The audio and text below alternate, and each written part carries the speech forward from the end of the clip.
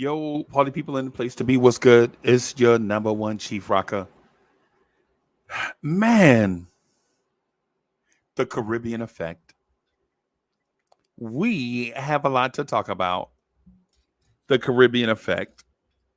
And so, while I recently found out that I am not Caribbean, I find out that I'm Caribbean adjacent. And so there is a long, weird, funny, sad story that goes with Uncle Freezy being Caribbean adjacent, right? There's a long, funny, sad story that goes along with the Caribbean effect. And let me see, do I have an intro? I thought I had an intro for us. I thought I had a chop it up intro. Do I have it? Yeah, here it is. Before I get into that, I'm gonna play the chop it up intro, and then that way it'll give me enough time to let the fellas come in and get organized.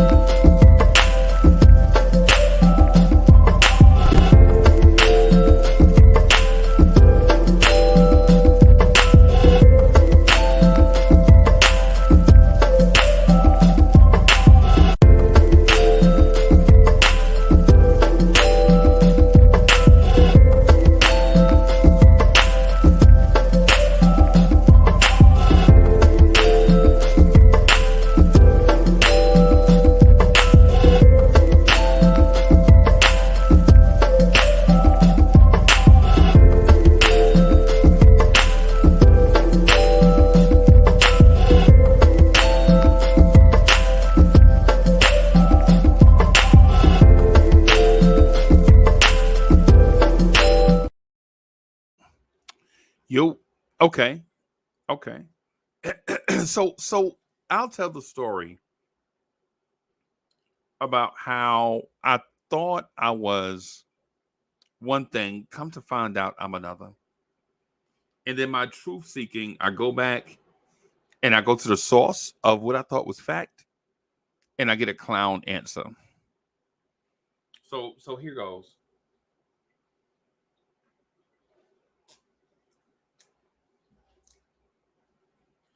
I'm talking to a member of my family, a male member of my family on my father's side, right?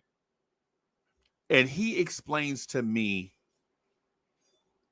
like he breaks down how our family structure is part Native American, part white, and part Haitian. And I'm like, Haitian? What is Haitian? At this age, I don't know what Haitian is. I don't know what Haiti is. Right? But he's like, man, you gotta have pride in your roots, man. You gotta have pride in your background.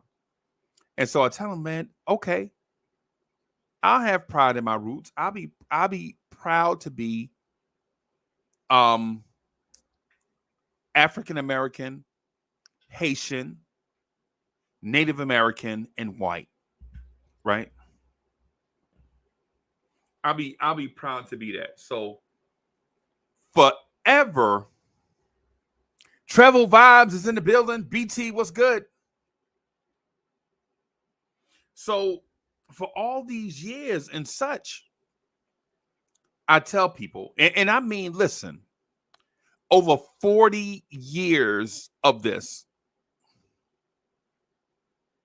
I tell people I am African American, black, white, Native American, and Haitian because it's what was told to me.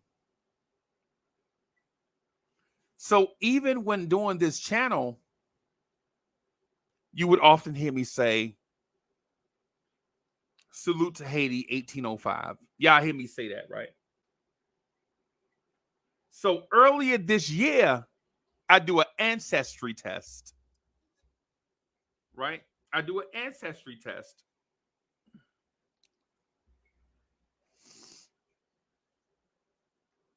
And so I get the results back. And I look at the results.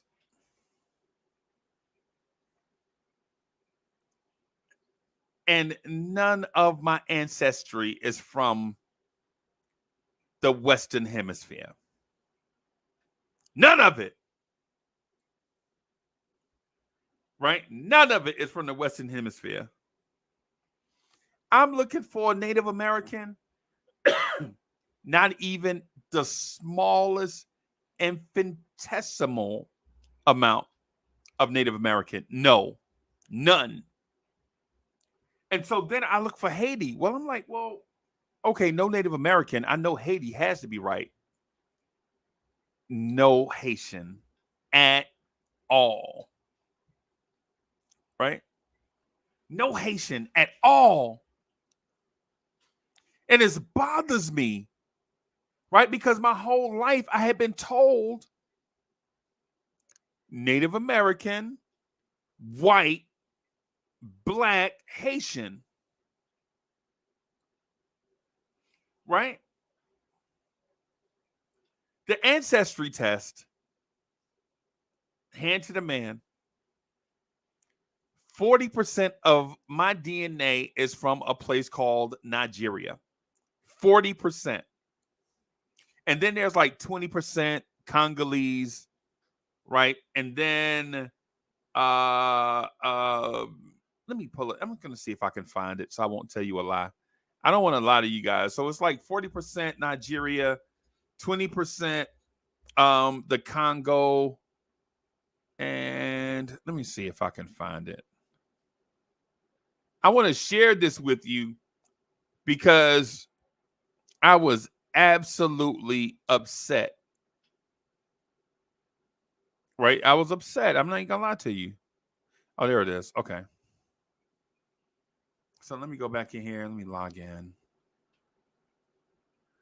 Oh, they want me to log in. Okay. Okay. All right.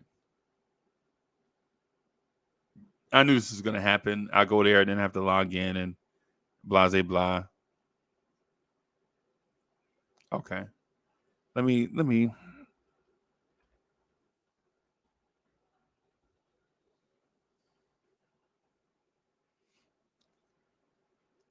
Okay, so let me log in with my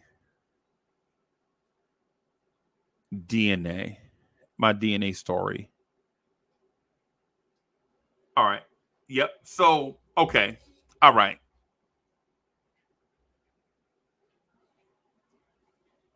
So here it is, right?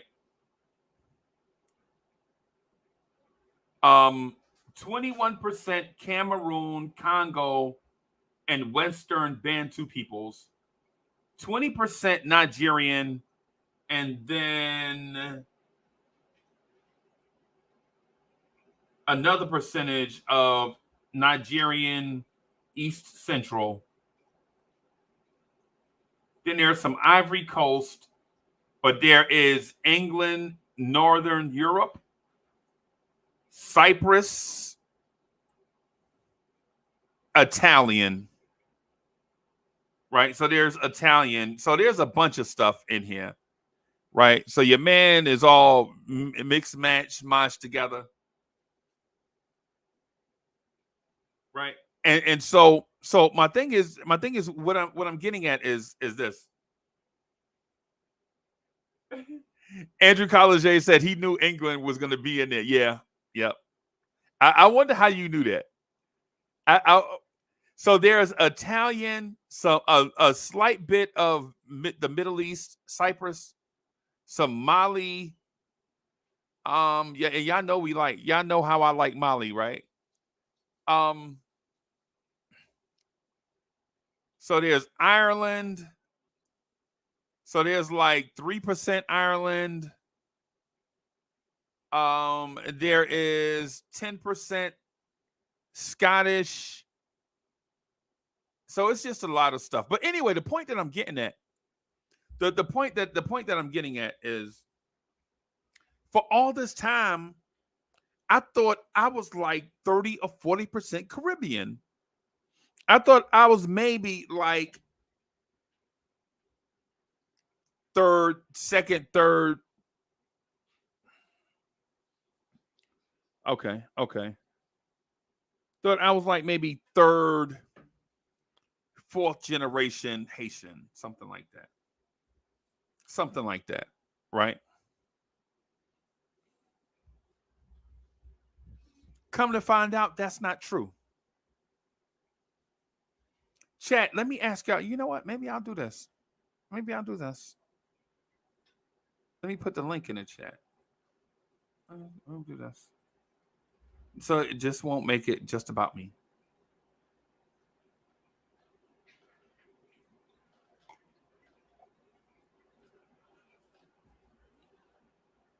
So I spoke with my guys earlier. IKBM Dre, and some others. Wanted to talk with them about this topic here per se. Let me ask this: anybody in the chat, anybody in the chat have Caribbean root? Anybody in the chat have Caribbean roots, like first generation? I'm sorry, second generation, third generation. Maybe your grandmother, your grandparents from the Caribbean. Maybe your parents are from the Caribbean, right? You know,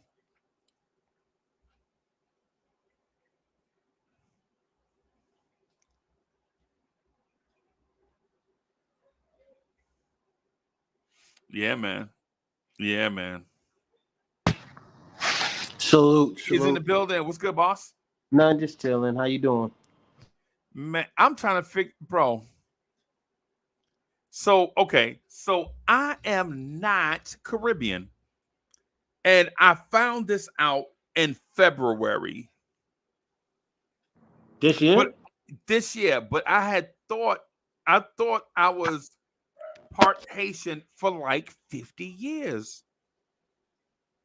One my uncle and my cousins told me that we were part Haitian,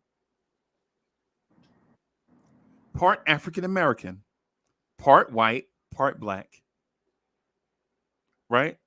And I believed this, bro, for like half a century.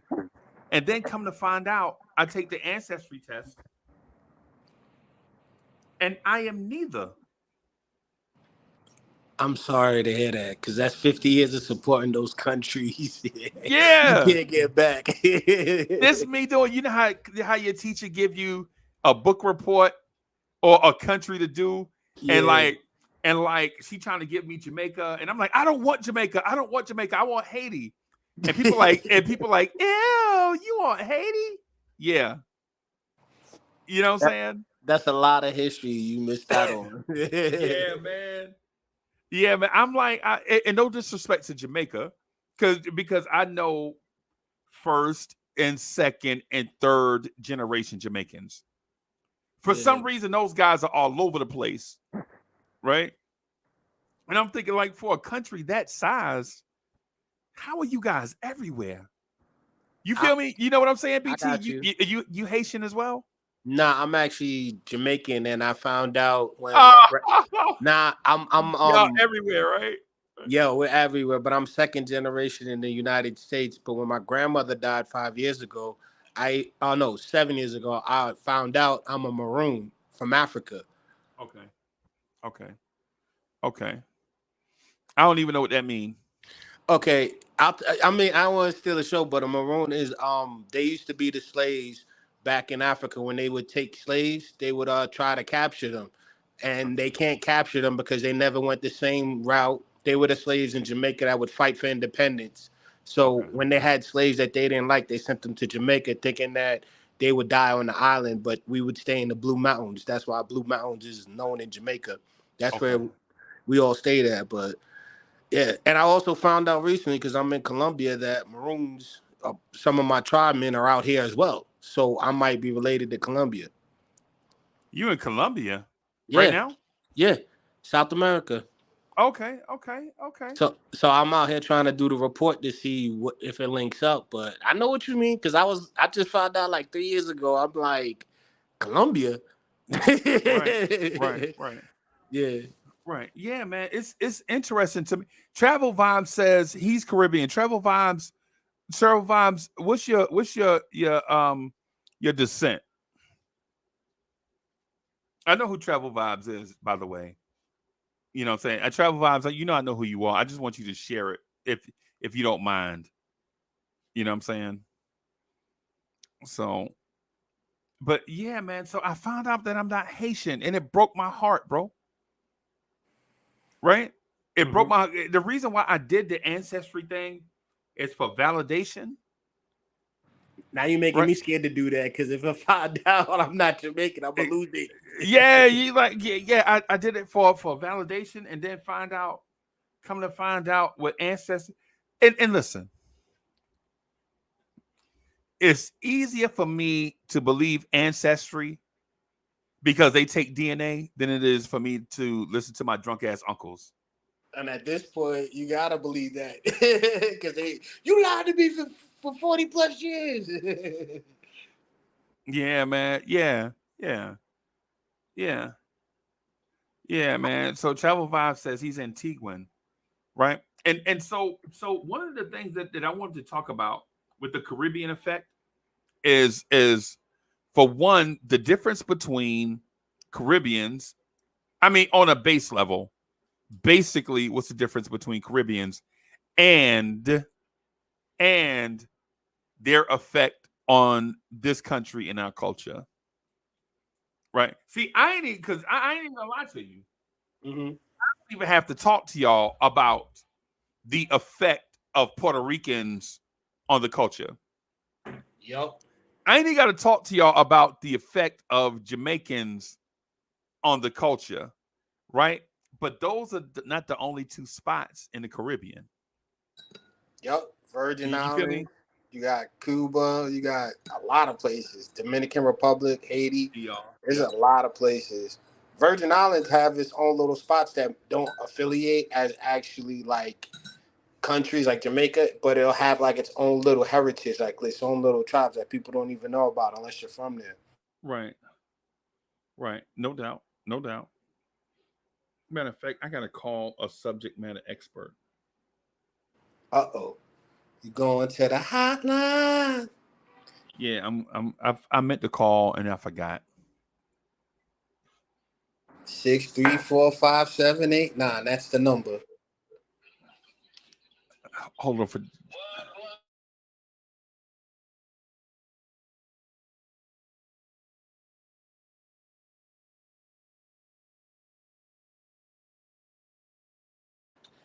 Okay, so I guess I'll just talk for a second too. Basically, I found out that my grandmother, she was in Jamaica, and she had my dad, and he came to the States, and my mother's also Jamaican, so they were both born in Jamaica, but I was born in the States. And then when she passed, everyone's like, "Oh, you're a Maroon." I was like, I don't even know if I'm saying it right. It's Maroon. So when I found that out, I started digging, and there's a guy out here named Baho Bachi. He's a guy who was from Africa, and we might be from similar tribes. And they tried to capture him. And the beautiful part about it is he escaped twice by burning his ship down. And both times he escaped, he went back to the mountains in Colombia. Now he's out in Colombia freeing slaves in Colombia. After the second time they captured him, he was training everybody out there. And the second time they captured him, his soldiers came out from Colombia, Cartagena, and they basically saved him. He was the only guy to ever be during slave times in the 18, I'm talking about where they were still buy slaves in Colombia. He would be wearing his best uniform when they would sell the slaves, walk in as a black person and buy slaves. And no one was allowed to touch him because if they tried to attack him, their whole village or wherever they were from would be burnt down because they had all the routes for the waterways. They had all the every way to escape and everybody that knew him. And the funny thing is, he had 2 wars that they had to stop for over years. It was like 60 of them, and he took out 300 soldiers, Spanish soldiers. And it looked to me, I was like, wow, that's really good history. I'm looking into it now, but it's a lot of stuff that I didn't even know was out in Colombia. And it just goes to show you if you just trace your history, you might not be exactly who you are. So I'm just like glad to know that. Right. Community. Right. Oh, where'd you go? Sorry to steal the Right. show. I just trying to. I Nah, didn't hey, want nah, that page. bro. The Caribbean effect thing is real. My thing is, okay. Let me tell you how because I heard part of the story. I didn't hear all of it. It's okay. I was talking to one of my friends on the phone, dude named Staffordon. Right? So my thing is how I met a dude, how I realized the culture That sounds like is a Jamaican wild. name now. Sorry, Staffa Staffadon. is he Trini. Oh, He okay. Trini. Yeah, so but how I used to hear this wild music, right? And I couldn't tell what was what. Because on one type of music was real bass heavy and soulful. Like when I hear it, they'd be like, "I shot the sheriff, but I did not shoot the deputy." Right? And I'm like, "Dang, Yeah. why?" So I'm from a place where you'll never snitch on yourself, right? You'll never say you nothing like that. And But you then know why he said that, right? And I know why. I'm just telling the Okay. story. I'm just, and then on a second set of music, right? Mhm. It's mad fast. Dudes are like, and everybody like doing they dance with their shoulders. And you know what I'm saying? Every time you see them, they doing they dance with their shoulders. Making you want to dance like, hey, I'm gonna try to Yeah, keep up. yeah. And I'm looking, and dudes are speaking this language is mad fast. I come to find out it's the same language they were speaking on Sesame Street, right? Mhm. Whoa, I didn't know that. It was Spanish. I didn't know it at the time. I was a little kid. I couldn't tell a difference, right? And so I see a dude in a store, and my mother said, "If this is wild, this is just to tell you how long ago this was. I'm in a record store, Good old days. and I have my hair cornrowed back. I used to have a natural, like big old natural, like wild Dr. natural, J. right? Yeah, he wish he had as much hair as me. What? Nah, Right. man. Dr. J Right. rocked that. Right. So my thing is my mother said, if you don't comb your hair, I'm gonna plait it. I'm gonna cornrow it. And I wouldn't comb it. My hair, I used to go outside and play. I wouldn't shampoo it, wouldn't wash it, Yeah. wouldn't nothing. Right. So she cornrowed it. So she cornrowed it down, right? So Did she do it in your sleep? I fell asleep while she was doing it. Oh, okay. Yeah, I wasn't already asleep. She used to braid it so tight. I used to cry. I used to put me to sleep. But anyway, I meet a dude, and I'm looking, and he got braids in his hair, and his braids look mad wow. Right? Mm-hmm. And he looking at me, he like, hey, your hair is neat like a girl. And I'm like, yo, who you talking to? Right? But I can't understand what he's saying.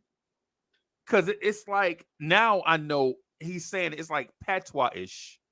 I didn't know what patois meant back then. All I know is he was talking to me mad wild in his language. I could barely understand what he's saying. He's like, your hair is neat like a girl.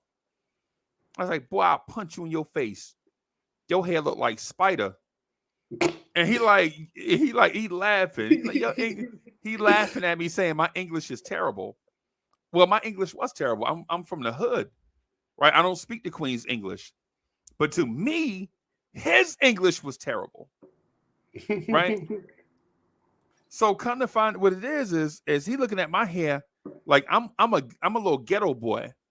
I'm a little boy from the ghetto, from the inner city. You know what I'm saying? Who parents moved to the city from down south. You know what I'm saying? And they did. You know what I'm saying? But he was a first generation Jamaican. I'm talking to little boy. Damn. Rude boys. And his hair was not ghetto boy. His hair was like twisted, and I didn't know what to call it at the time. It's like, what's wrong with your hair? And he kept saying it's dreaded, and I'm like, dreaded? What does dread mean? And he asked me about my hair. I said my hair is plait. He was like, what does plait mean? And I'm explaining to him, plait means braided and bunches. Plaits are when you braid your hair in a style, you plait it, right? Braids are the ones you braid them and they might come off or whatever. You know what I'm saying? You know, like cornrows, right? Yeah. So I'm in there with cornrow, and so he's trying to talk to me, and I'm and I'm trying to talk to him like what? And he is picking out music and stuff, and he's saying, "You never heard of?" No, I ain't never heard of that. Like, you ain't never heard of Kool and the Gang? What's wrong with you? Like, we don't listen to Kool and what? Kool and the Gang? Is that a gang? No, it's not a gang. It's a crew. What's a crew? You know what I'm saying? So these are my first experiences with somebody that's from the Caribbean, right? These small little interactions when you're little, you don't know. You don't know anything about other people's culture. Is basically what I'm getting at. You feel me? So I as I got older, I learned to be more open and accepting to other people's culture. Right? Maturity. Right? Some of it, and then some of it too is I just want to be like a vulture or a sponge. I want to soak up other people's culture. Right? Like I used to ask, like, why y'all always dressed like y'all on a team? Like travel vibes. Travel vibes. I understand where I'm coming from when I say this. So travel vibes. Why is it that, or why he'll understand why I'm asking this? Why is it that dudes from the Caribbean like wearing soccer jerseys? No lie, cats. Huh? Yeah. Now I was gonna say it's to represent what part of Jamaica they from. A lot of them wear the home, like the city. It's the same thing anywhere. Like it's big for them, and you wear the team, you rep it. You know. Right. Like I used to meet like when I met Caribbean dudes, a lot of them used to wear that yellow Pele jersey. Like Pele was something, bro. To them, and I'm not being ignorant of this, right? I'm not being ignorant of this on that in a negative way. Maybe I'm ignorant in the fact that I don't know. Right? Maybe it's a thing I don't know, and I don't want to be disrespectful to nobody's culture. I'm just putting this out there humbly and hoping that everybody will understand when I say these things. It's not that I want to diminish other people's culture, but want to invite the conversation of inclusion. Right? Yep. But Cats was wearing Pele jerseys as if he were Reggie Jackson. Damn. And I was like, bro, dudes are like, no, Pele is bigger than Reggie Jackson. And so in my mind, I'm like, Bro, how in the world can Pele be bigger than Reggie Jackson? Are you serious? Hey, shout out to my man Staffadan in the building. Staffadan says that is the main sport in the Caribbean, football. So we like the jersey of our favorite player. Okay. It's like a Knicks jersey. You know how you got those guys wearing Knicks jerseys that half of them don't even know about, like Bernard King. Hey, where you get that jersey from? You only 20, you know? Right. No doubt. My thing is though, when I first started learning about the Caribbean, all I knew were two places: Jamaica, Puerto Rico. Oh, Right.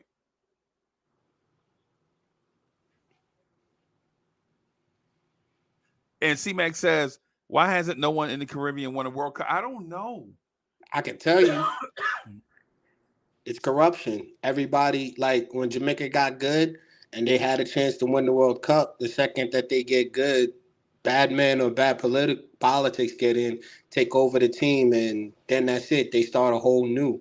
So a lot of the good players you can see, you don't. My brother is Gordon. He used to number 8. He used to play for Jamaica. Okay. So Okay. How did he get that man to make the Jamaican national team and something, bro? Is an it event, bro. You got to be good. it wasn't just that. It's just it's about flash. It's in Jamaica because you could be the best player and not get recognized. But if you have that flash and everybody likes you and you got a good personality and you vibe with everyone, that's who they're gonna take. It's like taking a John Morant. Everyone will take the John Morant over the Tyrese Halliburton. Let's put it that Okay. way. Okay. Okay. I I don't know why that is, but I know in the 70s, this time period that I'm talking about, where or I started meeting people from different places and began to be open to meeting people from different places. Mm-hmm. Um, I used to hear a term that threw me off, and the term was West Indian. Yep. Hey, Stafford Don or somebody, a BT, can y'all? What does West Indian mean? It's it's a place that basically, from what I understood at the time, like I told you, where they would drop them off the slaves, they did the same thing with the Indians earlier. So it Okay. basically got produced by most Indians, and it got called West India because when I think it was Columbus, he was trying to go find the fastest way to India to get the spices because that's where all the spices and everything was. So he ended up sailing and got lost, didn't know he was lost. And the first time he landed was there. And he said, West Indies, this is West Indies. Okay. Okay. All right. Yeah, I just you know I think it's kind of unfair when I hear the term West Indian. I think the term is kind of unfair It is. to call everybody from a certain area in the world West Indian, right? Now, if you call them Caribbean, or I ain't even gonna lie, I ain't even call it Caribbean until like 2000. I used to call it Caribbean, Yeah, me too. right? I Like used to call it, Caribbean, man. yeah, I used to call it the Caribbean. So yeah, man. But my point is though, as I got older, and I still don't know all the spots in the Caribbean, right? I think there's 72. If I'm not sure, 50 or 72. I'm not sure. It's one of those two. Okay, okay, okay. I um I met a girl. She was one. She was two houses down from me, right? She was two houses down from me. And when I met her, I guess I was like 8 years old. She was like 8 years old. We the same age. I met her, and I was like, and this is Uncle Freezy at 8. Man, girl, you fine. You're gonna be my wife one day. Wow. I'm You gonna was wife like you that up. at 8? Yeah, my name Uncle Freezy, bro. They've been calling me Uncle Freezy No, since I no, was like, no. You gonna be my wife at 8. That's what I'm talking about. I don't buy the yeah, name, but damn, yeah, you was okay. Himalayas. yeah. Well, things are what they are. I'm not saying I'm perfect. I'm just saying this is how Yeah. immature I was, right? Mm-hmm. She was trying to tell me something. She was trying to tell me something in Spanish, and I could not understand what she was saying. But her pops I'll never forget. Her pops got out of this raggedy ass Nova. It was like brown with a yellow door and an orange trunk on it, right? And it looked like it was crazy, right? He came over there yelling at me, something he was saying to me in Spanish. Mm-hmm. And he grabbed his daughter and took her in the house. And she was like, but Poppy. And I was like, Poppy, okay. I understood, but Poppy. So she went in the house and he was coming back to his car. So I walked over to him like, but Poppy. He was like, just going off. My pops was walking up the street from the liquor store. Of course, my pops was coming from the liquor store, by the way. My pops coming up the street from the liquor store. He got a lottery ticket in one hand, probably, and some liquor in the other hand, most likely. Mm-hmm. He see the Spanish dude. He like, hey, you talking to my son? And you know what I'm saying? And the dude, like, he like yelling at my pops, like, and my pops like, hey, Chico, they just kids. You know what I'm saying? Mm-hmm. I don't know why he called him Chico. I don't know why. Hey, Chico, they just kids, man. This is how they used to talk back in the 70s, bro. Right? Mm-hmm. So every day she come outside, I used to catch her. Her mom used to like make sure her mom used to tell her to stay in front of the door. All I know is when she got too far away from the house, her mom would lean out that window and be like, bang our key. And I'm like, bang our keys. My sister laughed, but she like, go ahead and bring her the keys, girl. Why you always got the keys? You know, we joke, we don't know. We don't know.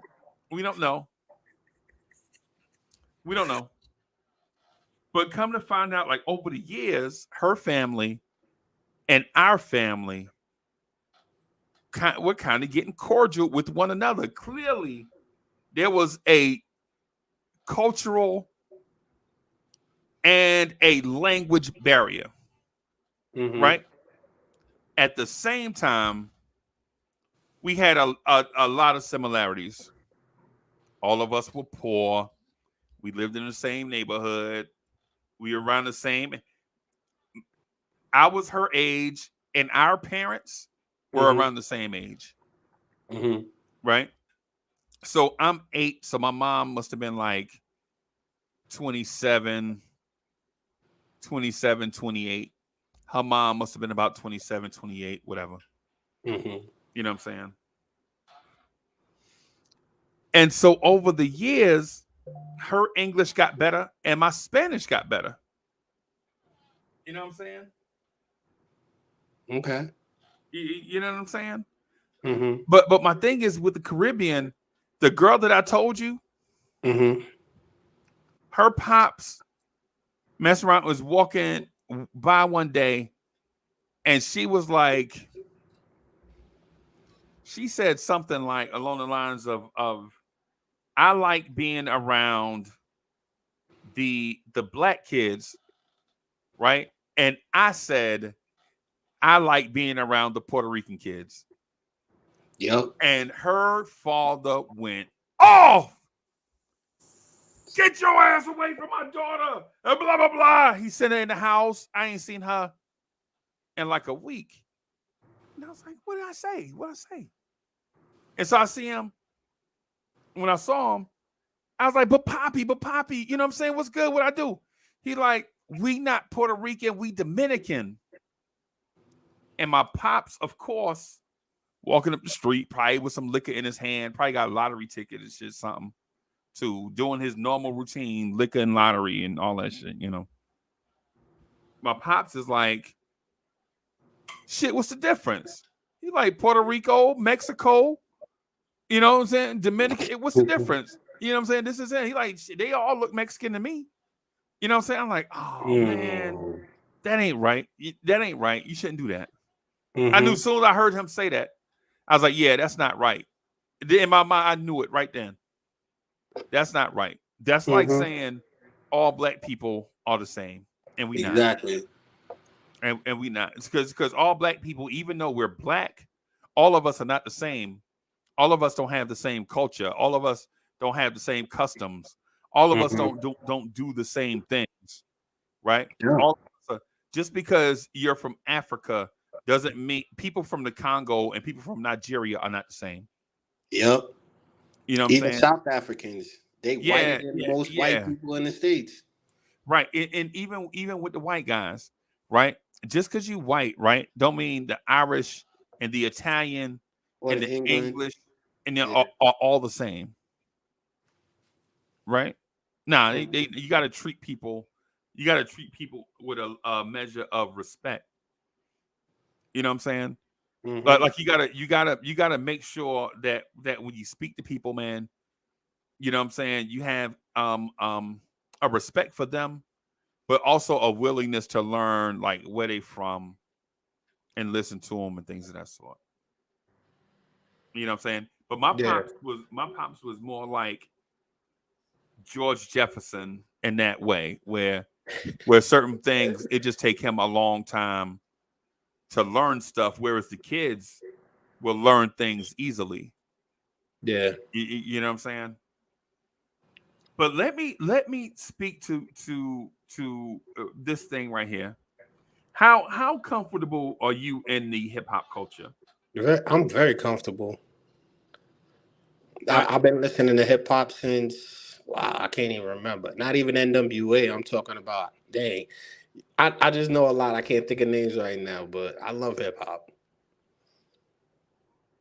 Right. Like the first one was, who was it that got into the beef? Busy B, and I think it was Ice-T. Like I used to listen to that. I used to go to Westchester, that little record store over there, buy records and CDs and stuff like that. Yeah, I love hip hop. Right. The culture of hip hop. The culture of hip hop was in place before the music. Do you know where it started? Yeah, I know. I was there. Oh, well, Bro, I was told a different story, so yeah, everybody got a different version, and all of them are partly true. Like, real quick, mine was when Jamaicans used to have block parties and set up. That basically, when we immigrated over here, a lot of the people picked that up, like African Boombata and all of that, and the DJing mix. So that's basically where salute. Good evening, sir. What up, yo, BT? What's poppin', kid? What up? Always happy to be What's on, up, man. But no my doubt. dad told me that it started from back in the day when Jamaicans used to have block parties, and they came over to the States, and they would continue that tradition with DJing, and it helped start off the DJing with the music and everything. And they used to start off with hip. That's how he said some of hip hop, not all of it, but he said the big part of the that's DJ not totally. mix. That's about 40% true. Yeah, that's why I said Right. that's the version I know. Like the DJing scene, that was mostly from Jamaica because of the block parties. So Right. I'm interested to learn. Right. That's partly true. Right. The reason why that is an element that you just mentioned is because a lot of people were not old enough to get into clubs. Yep. But there was also a club scene, right? Where give you an example. Dudes like Eddie Chiba, DJ Hollywood, Frankie Crocker, Bugsy, Grandmaster Flowers. Oh, Bugsy. Yeah. Jazzy Jazzy J. Yeah. The original DMX. The original DMX from the Bronx. Yeah, Davey DMX. Yeah. Davey DMX, yep. Yeah, and so what it is the part that you're talking about, Kool Herc throwing his party for like the kids and the street dudes. Kool Herc, yeah. My uncle knows him. I met him a couple of times. He's a real cool dude. Mm-hmm. Right. Mm-hmm. Right. Well, my thing is though, is hip hop wasn't that, like that was like the music came along after. For instance, the music came along last. Yeah, right? It was just like the culture of hip hop is not centered around music. Right. Hip hop is the way that we live, like the slick way that me and Bully be talking to each other, the way we dress, the way we put on Timbs and shit. Like Timbs is part of our uniform. Right. Like you know what I'm saying? Like baseball caps and you know what I'm saying? And triple fat Wallabies. Jewelry. Your jewelry game. You know what I'm saying? Your necklace. Like just real quick, like back in the day, you know what I'm saying? Back in the day, it wasn't about like, you know what I'm saying, the big dookie rope, or it wasn't about the 40-inch rope, right? If you was cool back in the day, you had on you a dope herringbone necklace with no kinks in it. You remember that, Bully? You remember that, the herringbone? Of course I do. If your herringbone had a kink in it, you had to throw it in the trash. Throw it away. You had to throw that away because you're gonna get laughed at. Yeah. So, but the music came along after, like when BT, how it really started. Really, is our uncles and them was coming back from Vietnam, right? They was coming back from Vietnam. And they was bringing a whole lot of shit with them. They was bringing back money. They was bringing back skills. They was coming back. But what they also was coming back with was addictions and bad habits. Bad habits. Yeah. You know what I'm saying? Bad habits. Yeah, you know what I'm saying? So they was bringing back a lot of good stuff to the hood, but then they was bringing back a lot of bad stuff to the hood too. You know what I'm saying? But when they came back, I'm sorry. No, I'm just real quick. I promise I'm gonna say this out the way. Yeah, no doubt. But when they came back as black veterans in a war halfway around the world, when they came back to the Bronx, nobody would even hire them. They couldn't even find a job. Facts. You know what I'm saying? And so there was no jobs. There was like no jobs in the hood, in Jersey City, in Manhattan. Well, jobs always gonna be in Manhattan, bro. That's just what it is. But there was no jobs in Brooklyn. No jobs out on the island, no jobs in Queens, no jobs in the Bronx, no jobs on Staten Island, none of that, right? But the thing is they couldn't find jobs, right? But the government is putting motherfuckers on the moon, right? So we out here in an unemployment line, right? My people out here on the unemployment line with they Vietnam jackets, Vietnam jacket, with they army jackets on, with they fatigues and stuff. Out here trying to find a job, and the white man is putting dudes on the moon. You know what I'm saying? So it's like these dudes they talking like, yo, wait a minute, we unemployed, man. We get, you want us to be on welfare. We don't want to be on welfare. We want to work. But you won't hire nobody. And I get my unemployment check, and my unemployment check is $33 a week. And I'm supposed to live off that. Bro, BT, that's like now your unemployment check is like $110 a week. Who gonna live on $110 a week, bro? That's paying just the light bill. They ain't even paying nothing else. That's the cable. Yeah. If not, cable like 175. Yeah, 175, 200 beans, man. Shoot. Yeah. But the government is putting cats on the moon. You know what I'm saying? Wait, so my uncle served 4 tours in Vietnam, come home, can't get a job. He did 4? Yes. God bless his soul. He did 2, and then he volunteered. Now he did 2. He got out, couldn't get a job, and so the only way he could work is to go back in You know what I'm saying? Re-enlist. And then they sent them back Re-enlist. straight back over there. Damn. You know what I'm That's saying? crazy. Meanwhile, That's Cats is on the moon. crazy. Mm-hmm. You know what I'm saying? Yep. And so BT, like part of the stuff that we saying is if you like when you come from that era, you remember your uncles and your pops and them having these conversations about, you know what I'm saying? We out here struggling just to find jobs to take care of our wives and our kids, and you know what I'm saying, they gotta survive. You gotta feed. So you know, when you come back from Vietnam, bro, you see your old lady, you know what the first thing you're gonna do. You be trying to get it in, bumping uglies. Next thing you know, you got 6 kids, bro. Mm-hmm. You know, you got 6 kids. It's you, her, and 6 kids In a 1-bedroom apartment. Right. Facts. Yeah, in a 1-bedroom. The kids making a pallet on the floor in the living room.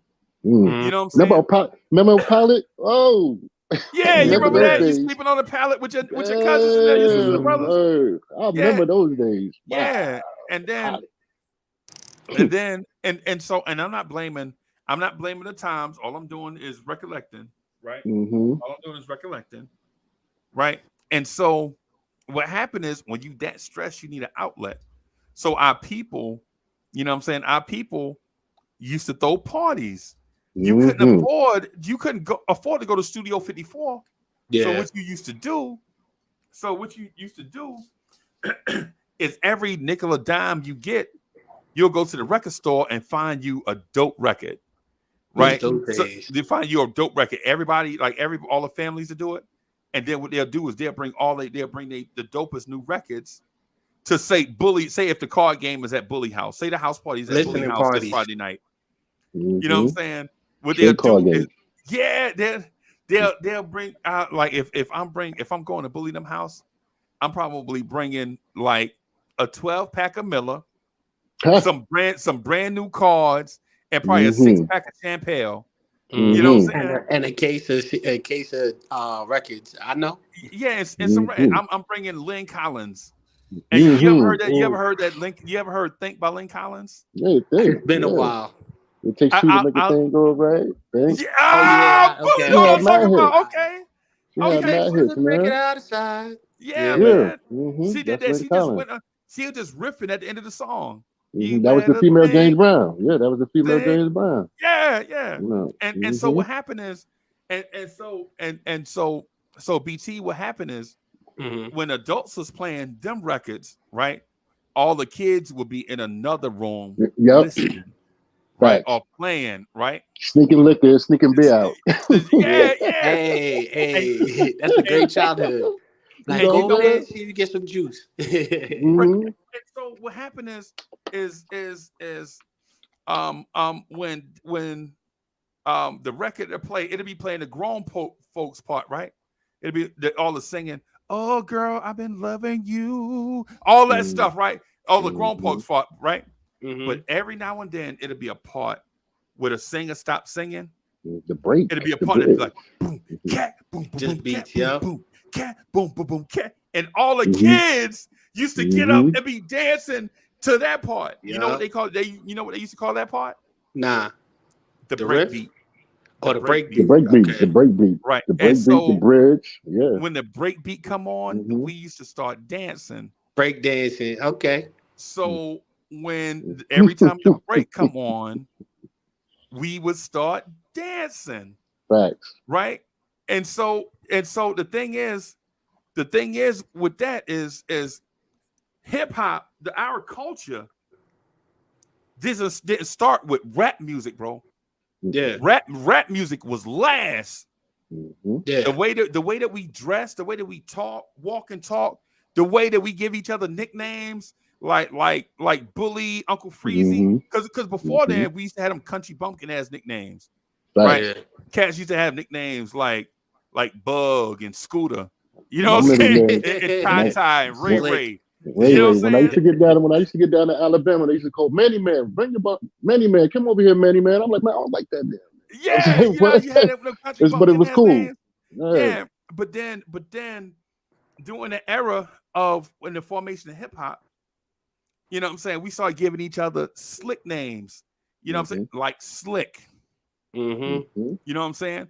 Man, you gotta go. You gotta go see Slick Rob. You know what I'm saying? Mhm. You know what I'm saying? Or you know what I'm saying? Things like that. So what I'm getting at is, and not to get away from what we was talking about, the Caribbean effect. What I'm saying is though is people think that one day Kool Herc had this idea that he was going to create rap music. No, No, that's not that's true. Yeah, that's That's completely false. false. That's yeah, false. because that's exactly what my dad said. Because he said in Jamaica they would just play the music and the DJ would play it back, and he would, and then there's a guy on the mic. He'd jump on it, be like, "Everybody get up, let's go!" And then But What they call it you toasting? know where the DJ come from though? They call it toasting, right? Over there. Yeah, Toasting. yup, see, Yeah. Yeah.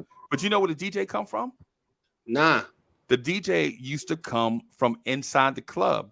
Because like I was saying, when I take the record to Bully House, we used to just have somebody get up and change the record. That's it. He was not a DJ, right? What happened is the dudes that used to DJ, like the DJ apprentice from Studio 54, the DJ apprentice, he wasn't even the DJ.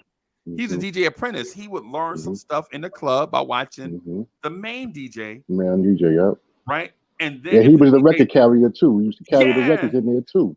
And stuff. Yeah. And so what he used to scratch do, my stuff. So what he used to do right. is come out to he used to come out in the park and show off the skills he learned by watching the club DJ. Like instead of just snatching the record off and putting another record on and then having it play, he learned how to go from one record to another without all that scratching noise. You remember that? How you just in the beginning, cracking. So he learned how to use the mixer to go from one to the other to play the song seamlessly. You know what I'm saying? So even with Kool Herc learning how to do it, bro.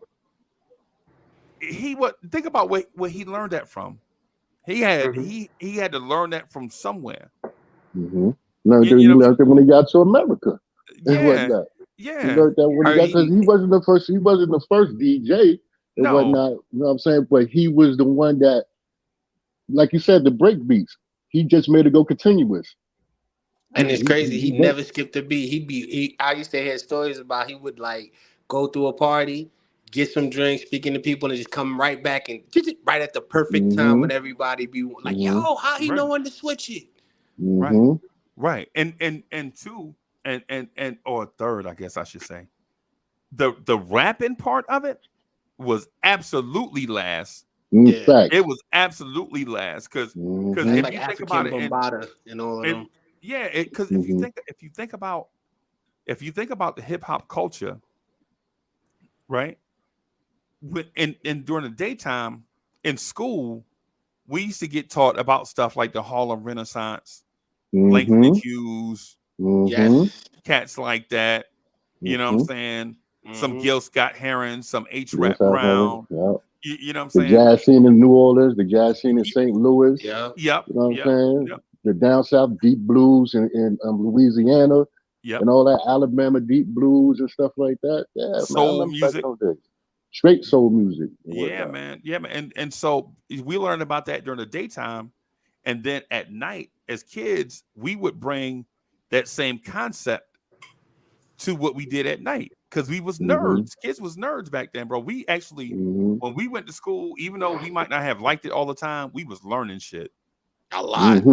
You know what I'm saying? Like we was learning shit. Like Langston Hughes. I remember I had to do a poem called Trees by Joyce Kilmer. Right. I remember I had to recite that, right? And so, and what it did is it made me a thinker. I never knew what philosophy was. Now, and stuff like that taught you to think about stuff deeper than what it is. Like the thing trees is not even about the tree itself. It's about your relationship with God and how you put how you put your roots in the ground and you reach to the sky for that one day that you might be able to touch the hand of God. That's what it's about. You know what I'm saying? You know, and then at the same time, another essence of hip hop before music, there were people on our streets that were in the Nation of Islam, and they were going on the same path, but they were in a different belief system, and then between us as churchgoers, every 5 days a week churchgoers, and people in the Nation of Islam, there was a sect of people right in between us called 5%ers. I didn't know that they were the nation of gods and earths, right? Nation of gods and earth. And so, but what happened is we used to mingle with each other in these neighborhoods because at the end of the day, we were all poor. We were all trying to find our way. All our parents were the same people, just different belief systems. Same people, same people. Yep. And so when people say hip hop is not the music. Rap is the music. Hip hop is our culture, the way we live. You know what I'm saying? The way we, the way we put rims on our car, the way our cars is fly, the way our clothes is fly. The rap is just the word. That's all. Yep. Yeah, man. Yeah.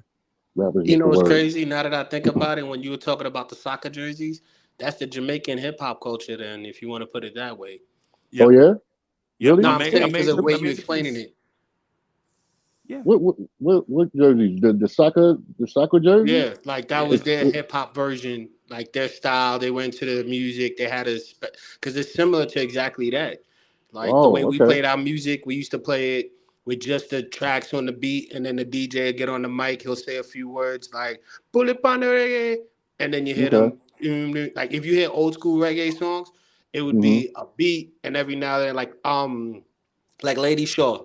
I can say that's pretty much the one that I could think off the head.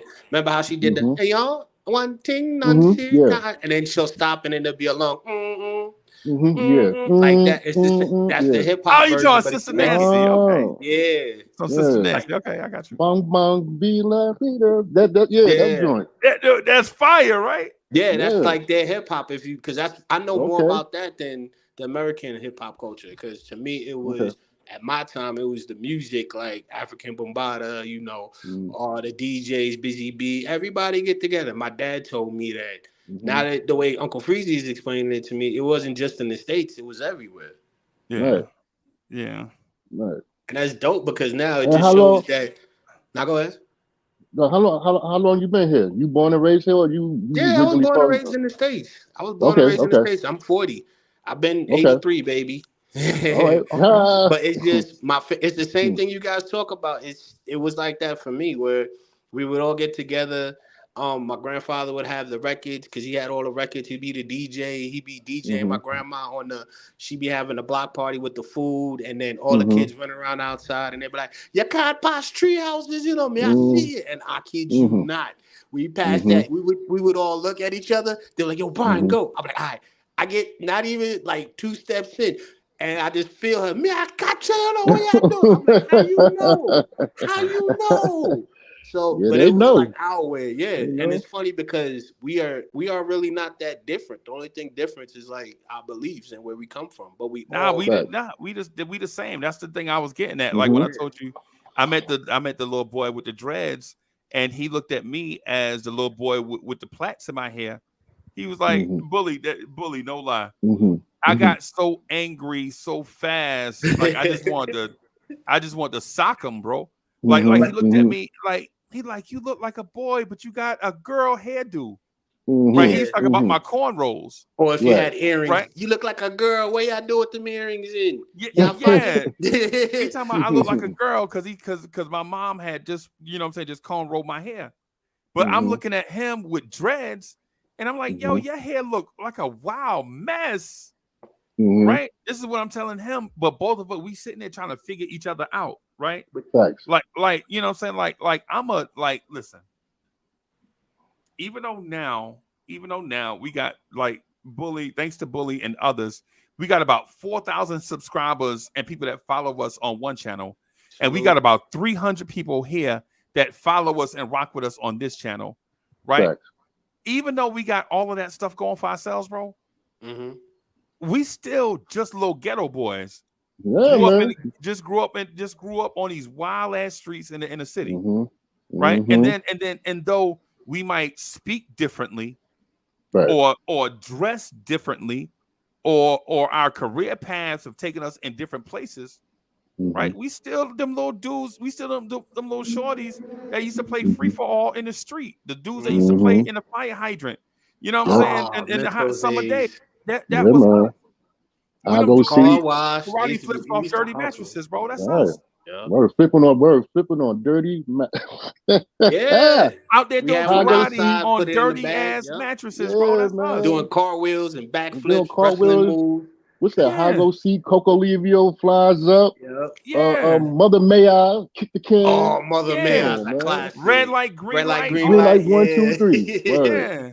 Right. Yeah. So that's us. So when cats see Bully, like when cats see Bully at work, they like, oh, that's Mr. Such and Such. You know what I'm saying? They don't know where Mr. Such and Such come from. They don't know that in the 70s, Mr. Such and Such used to be acting like Bruce Lee on dirty ass mattresses in the empty lot. You know what I'm saying? Running around thinking I'm Godzilla. Right. Running around with the Chinese shoes on. Right.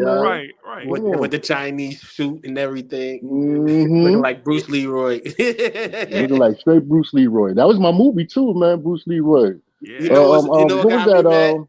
I love that movie too, but my dad was like, you know, it's fake, right? I was like, what you mean? He glowing. He could glow. He's like, glowing. He's glowing. That's fake. The Last Dragon. I was like, yo, he could glow, man. He a bad dude. You do that, like, because my dad was a martial artist too, and and we used to always play, and I'd always try to catch him, and like I try to jump him out of the bathroom, and like I remember one time he was coming out the bathroom and I was running full speed, and I jumped up like, yeah, like to do a flying kick. Yo, he stepped aside, punched me in my stomach. I was like, he's like, you better not cry, because if your mother hear you, I'll punch you again. So, like, I know what y'all talking about. He's like, I heard you from this morning when you woke up. I hear your heartbeat everywhere you go. I was like, dang, that's a master right there. Right. Yo, I got a little joint too, man, where I used to scare my sister. Nerves was bad for some reason. I mean, I know why now, but, man, I remember I jumped out and scared her. And she messed around and flung her arm, her elbow hit me in like my solar plexus.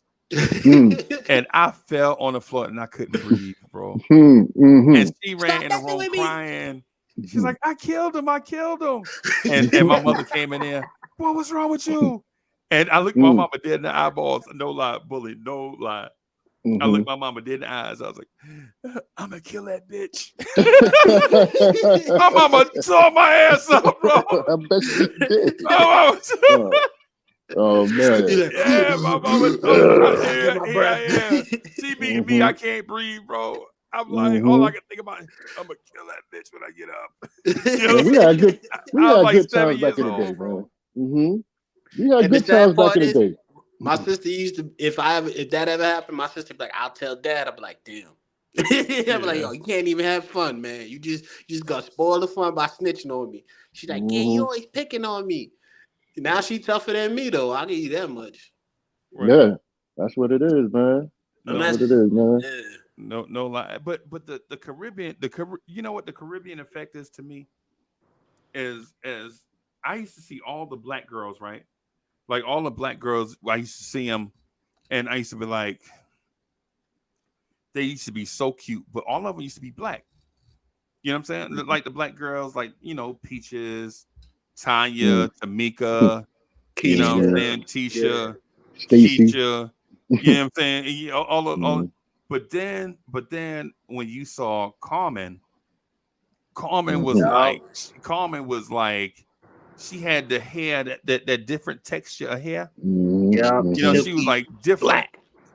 Yeah, and so when you see her, you like, oh my God, Carmen is fine. And the thing is, walk by just to smell her, like, damn, that's beauty right there. And but the black girls used to be jealous of the Spanish girls, bro. Because they had that good hair. That's why. Because they had that good, and then they could that's not real. Languages. Right.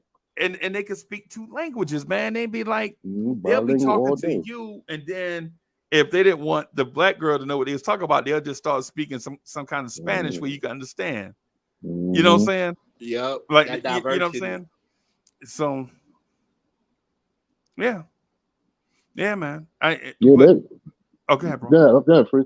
No, I was gonna say, the girls that used to come from DR were so exotic, man. Oh yeah. When they first came here, back in elementary, man, I was in love with this girl named Lenny Beth. That's her name, Lenny Beth Ortega. Man, I chased her all up and down PS11. Right. I chased PS11? Yeah, on the Delphi. PS87 I mean, wait. and 82. Yeah. Okay, yeah, man. I went there 84, 86, man. You know what I'm saying? And I used to chase this girl. Shout out.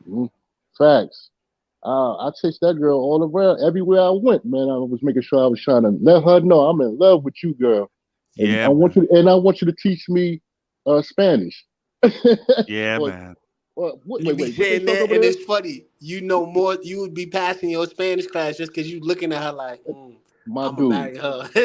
My dude, but when man, it came to that math to science, you was like, Yeah. Bro, well, I was pretty good at science. But me and her unfortunately didn't make it because she got pregnant. She got pregnant in the she got pregnant in the 9th grade, man. Right. And stuff like that. And I was like, man, my mom said stay away from her. She fast, but I'm like, you know, and I ain't want to stop though, but I had to. She had the silent toe. You know what I mean? Yeah. Yeah, man. Steph Don, what up? What's good, bro? Yes, sir. Trini Badness in the place. What's good? Virgin, what y'all do? Y'all speak Spanish or you not talk? Yo, what's wrong with Brian, yo? Yo, I'm Jamaican. I'm learning so much about my culture, bro. I could get into it, man. Mm-hmm. Yo, you need to work on your pot. You need to work on your pot a little more, yo. You know what I mean? You sound kind of fake right now, but you're good though. You're good. All right, you know it's because I'm a Yadi. I'm from America, man. My Jamaican will never be perfect. I know. Yeah, Yankee. It's all good. Yeah, it's all good. Oh, I know. I'm a Yankee all day. I'm a Yankee for real. But my son is half Trini and whatnot, so I already know that side over there. When my son mother when she get crazy. Man, yeah, head to the hills, bro. Yeah, I know you hear a lot of mother C's and all these things. Mother Scott. You know yes. Not with the S. You take out the S. We just with the C. Right. With you know what I mean? And we don't pronounce the H's. We never do. Y'all sure don't. Guyanese is the one that say with the S. Oh. Yeah. Okay, got you. Thank you for teaching me that. Yo, listen. When you grow up in the islands for over 20 years, bro, you know what I mean? it's still in the soul, you know what I mean? Facts. So why the cuss words seem like they cut you down the middle, bro? Some of them actually. Now go ahead. No, go ahead. Say what you were saying. I was gonna say some of them are okay, bro. I'm sorry. Now I was gonna say some of them are influences. Like when they say you're not bright, that means you stupid. But it's an insult to where it's to make you realize, yo, you're messing up. Get your head out of your butt. You know what I'm saying? Like it's a way for them to. It sometimes sound funny and it sometimes sound weird, but they're complimenting you on saying you know what I'm saying? Like how some people would tell you you're wrong for doing that. It's their way of saying it sarcastically, but they know you could do it better. Like when they say, "But you're not bright," that's their way of saying you're not acting as smart as we know you can be. You know what I'm saying? Yeah, true. That's a see. That's the thing with American cussing. Like, I remember being in maybe 2nd grade, and back in the day, and in the 70s, you used to have a coat closet that you go put your coat in, right? Everybody go put your coat in the coat closet. And I bumped into a dude at the coat closet. I was like 6 years old, man. And this dude was like, "Hey, motherfucker, watch where the fuck you going." He's 6. Oh, I didn't know you could use. I didn't know you could use the expletives. That's why I didn't really use it. Now I know. Freezy said it, so I could go ahead and say the explicit. On Vibes, bro. It's on Lawrence on. Okay. Definitely different. Okay. But motherfucker, I bumped into him and it was my fault. He's like, "Hey, motherfucker, watch where the fuck you going." And I was like, "Okay," because you know why? Because I had heard the word motherfucker about 35 times before I got to school. That and the N word, and the N word. I had heard it like 35 times. I woke up at 7 o'clock. This happened at 8 o'clock, and I already had heard MF and the N word 35 times each. Mad time.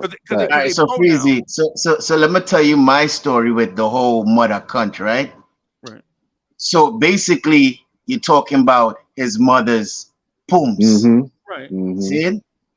So basically, if I tell you, Freezy, go hold your mother stinking cunt, meaning say that's a total disrespect to you and your moms. Right. Well, anything with mother me telling you go hold your mom's stinking cunt, meaning that your mom cunt is stink, your mom pussy stink.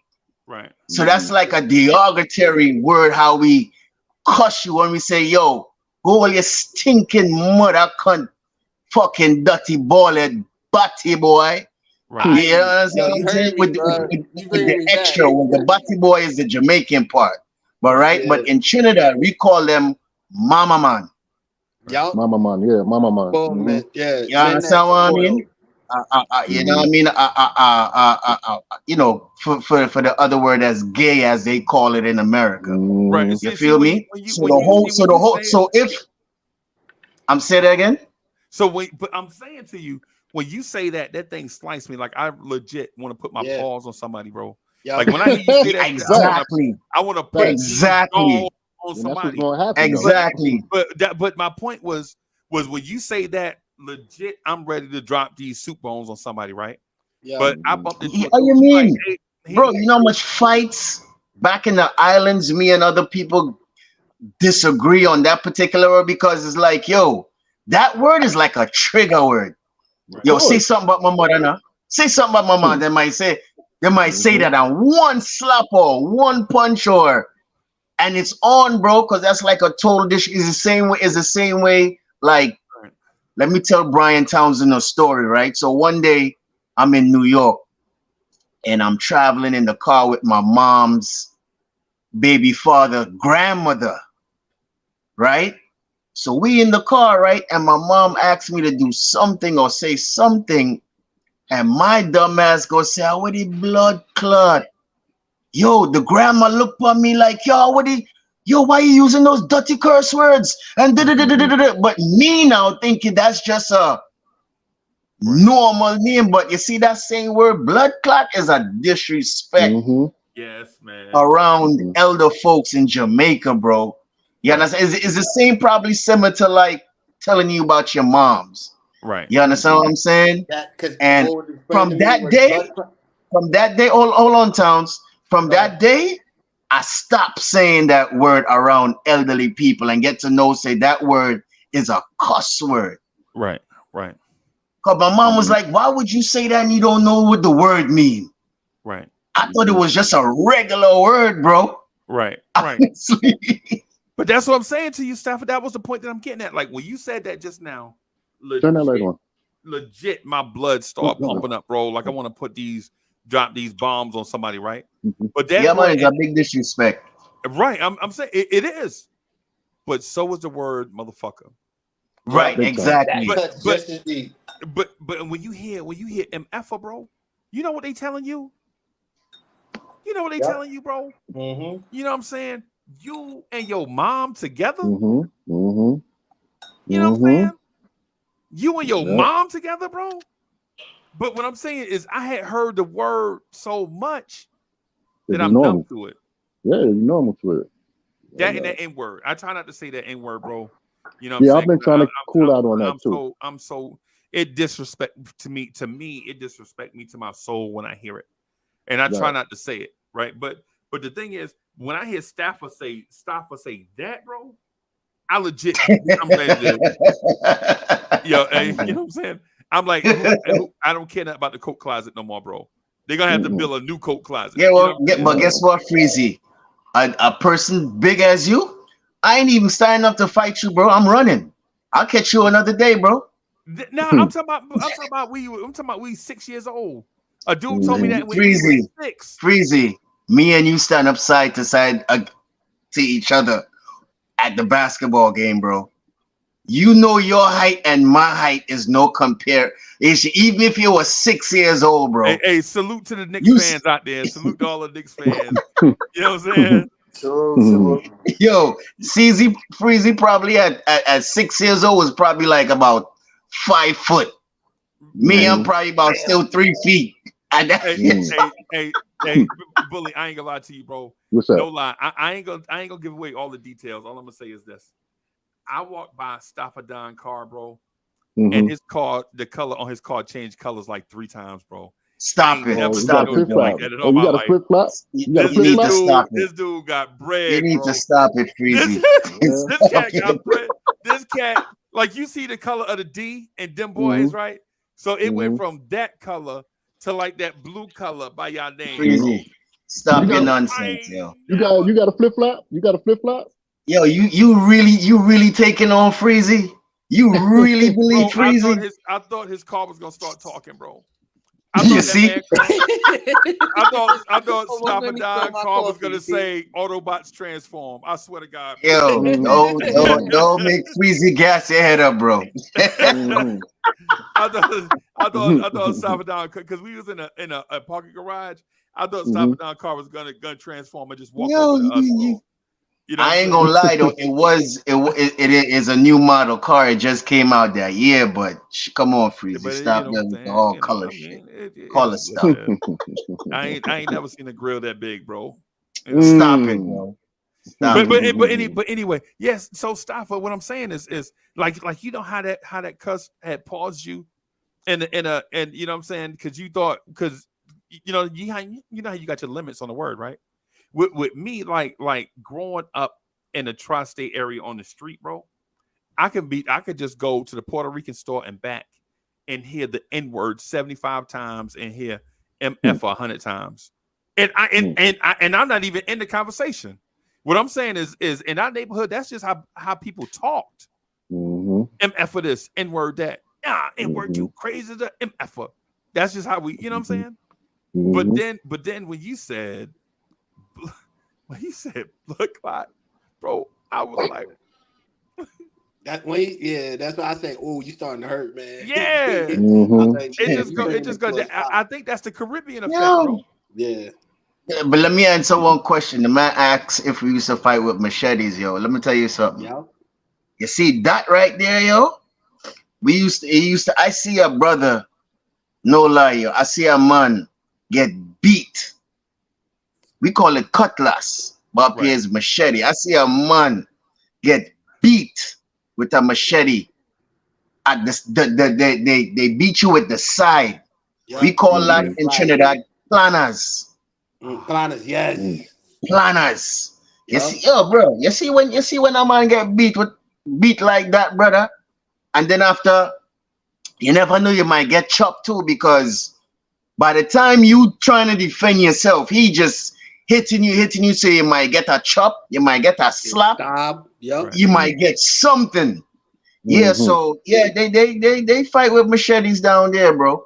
Yeah. It ain't no cutting corners down there, man. Whatever they yo, let me tell you something. Even if you have a thing called an ice pick, I don't know if they still have it up here. They still got it. Basically, it's basically like a pointed steel with a wood handle, and like when you got a block of ice, you take that and you stick it to break the ice up.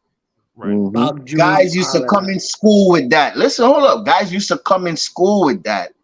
They would rub garlic on it. When you get stabbed with that, you don't feel it. Because the garlic hides the pain when they stab you with it. So you could have an internal bleeding just from that ice pick, bro. Yo, you think they fight in fear? They ain't no fear, bro. They do that shit down south. They do it in Alabama. They do it in Louisiana. That shit worldwide. Yeah, and worldwide. Down here they used to do like the box cutter. You remember box cutter? That's my favorite. That's my favorite weapon of choice. Box cutter. Oh, Freezy. The Spanish people are even worse.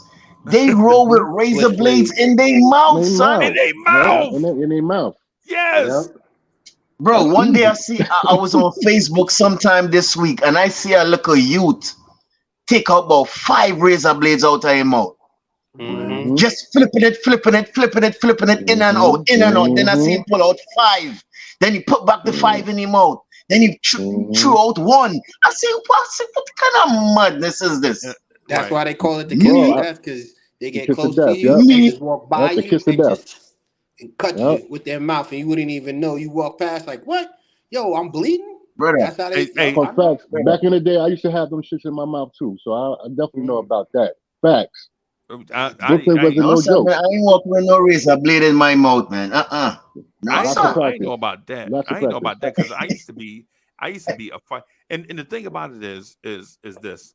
It's weird because my mom and dad, like, for all their flaws, for they flaws, my pops more than my mom's, right? For all the flaws, they raised us in a Bill Cosby style. Cosby, the Cosby family style thing where no matter how rough it was outside, in here we gonna raise you the right way. We can't control them streets, but in this house, you know what I'm saying, you're gonna be respectful, right? You're gonna do all the right stuff, right?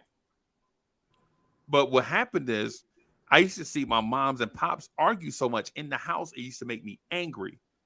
Like, I used to be like, as I remember, like, being 7 years old, I remember telling my pop, Bully, this man backslapped me, bro.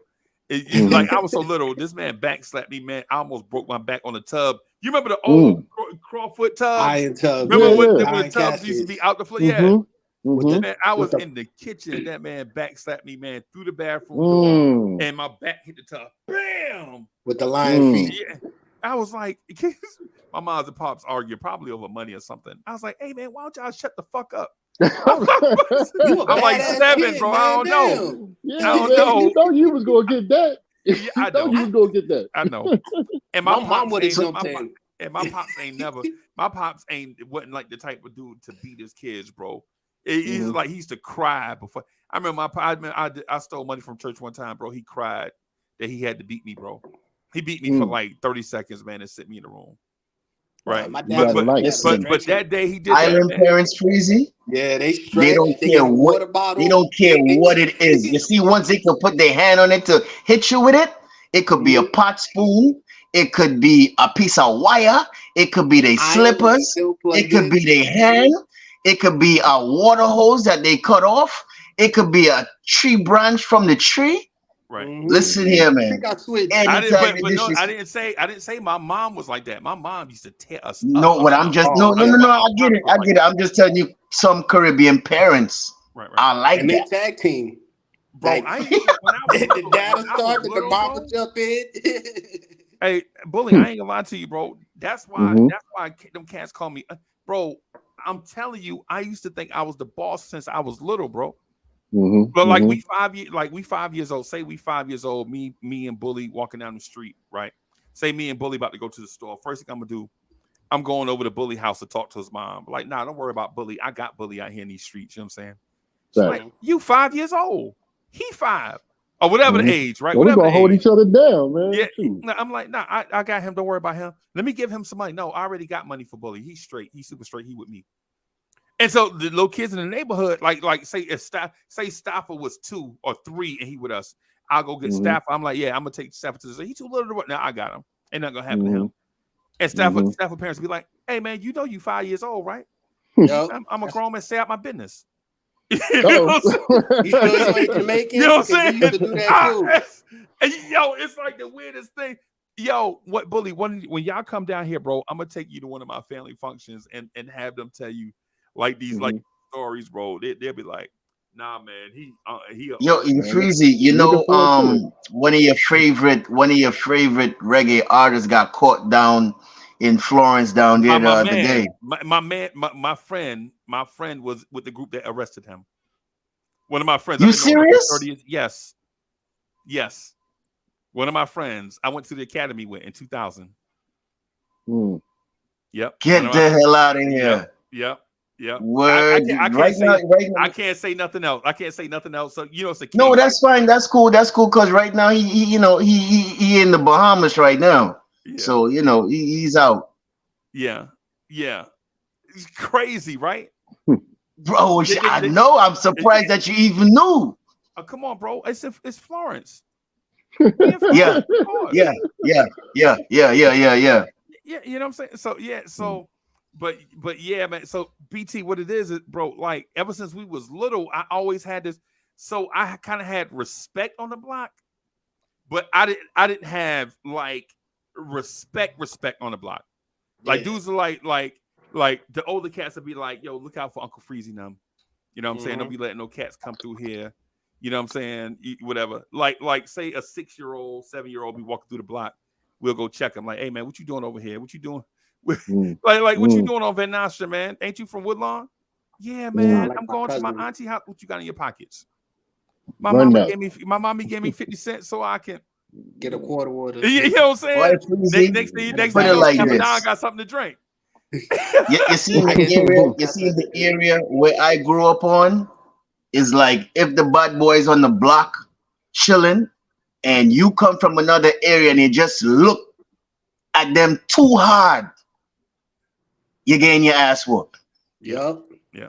You might get a big stone, you might get a bottle to your head. Yep. You're gonna get jumped.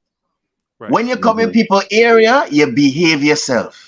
You walk and pay like you don't know nothing. But once you start screwing up your face like you're a gangster, and it's about 5-7 more people out there on the block, and it's just you and your homeboy. Right. Come on, man, you're looking for it. You're looking for it. You're looking for it. Yo, you know much people must see get beat up just for looking at somebody the wrong way. Yep. I learned that one summer in the Bronx, bro. I had a summer in the Bronx where I fought every day. Bully. When I say I fought every day, I'm talking about every time we went outside. I was like 11 years old, right? I had been going to the Bronx every summer, right? But I was like 11, and like these dudes, they know me, but you know how it's weird, bro. It's like when you start going from like a little kid to like that pre-adolescent age where you like 11 or 12, where things get different. Like you start noticing girls more. Right. And dudes start, you know what I'm saying, finding. So I had been we used to be over there and like squeeze girl butts. They playing double dutch and you know what I'm saying, we shooting ball on the milk crate and all that stuff one summer. And then the next summer you come on the next summer you come back and their name is like, yo, I'm like, yo, what's up, Jared? He's like, don't be calling me by my government name. My name Blowski. Blowski? I gotta call you Blowski? You're like, yeah, man, don't be calling me my government name in the streets. You don't never know who out here listening. You know what I'm saying? This is like legit. One summer you innocent, and then the next summer everybody is like street tough. You know what I'm saying? So this summer I come over to the Bronx, and you know, like I'm just throwing a tennis ball on the wall, right? And the tennis ball get away from me, it go roll down the thing. I go to, and the dude is like, yo, who you? I'm like, the fuck you mean, who me? Because in Jersey City, when dudes say that in Jersey City, they already ready to jump you, bro. Right. They already got their mind made up. Yep, they on 10 already. Yeah. You know what I'm saying? So I'm in the Bronx. I'm like, you know what I'm saying? Who, me? What the? So I'm like, nah, man, no, we ain't doing this. Yo, get your toughest dude. We're gonna shoot the fair one. Yup. Get your toughest dude. That's right. Let's shoot the 5. Let's shoot the 5. Get him. Go get your toughest dude. Go get your toughest dude. And listen, I'll take this L, right? But y'all ain't great. Nah, we ain't gonna do this because we don't respect me. Shoot up everything, bro. Right. You know what I'm saying? So dudes, like, you know what I'm saying? So these dudes, me and him fight. You know what I'm saying? Me and this dude fight. It's a dude named King. Me and him fight till both of us tired. We fight and then they just break it up. Don't nobody know who win or lose. But his homeboys watching, they like, yo, you know what I'm saying? My man, he about something. You know what I'm saying? He about that, you know, you know how you fight and your shirt be all pulled. You know what I'm saying? You got scratches all on your neck. You know what I'm saying? Yeah. Got a little speed knot up about your eye, whatnot. Yeah. But the girls on the block, now the girls respect you. So once the girls respect you, then it's like, you know. Right. But so it's like Freezy. Could I bring back the conversation that you had earlier, all in the conversation, if you don't mind? Yeah, I wanted to do that anyway. Yeah, man. Okay, so you had mentioned about the Caribbean islands, right? So the Caribbean islands is in the Western Hemisphere, right? That's why it's called the West Indies. Right. Okay. Right. And also we have a part that's called the Greater Antilles and the Lesser Antilles, right? So you want to start from, let's say, St. Thomas, and St. Thomas, you come all the way down to Trinidad and Tobago, which is the last Caribbean island before you reach South America. Okay. Right. So you see, say that again. Before you reach is it Ghana? South America, basically like Guyana. Not Central, but South. Okay. I got you.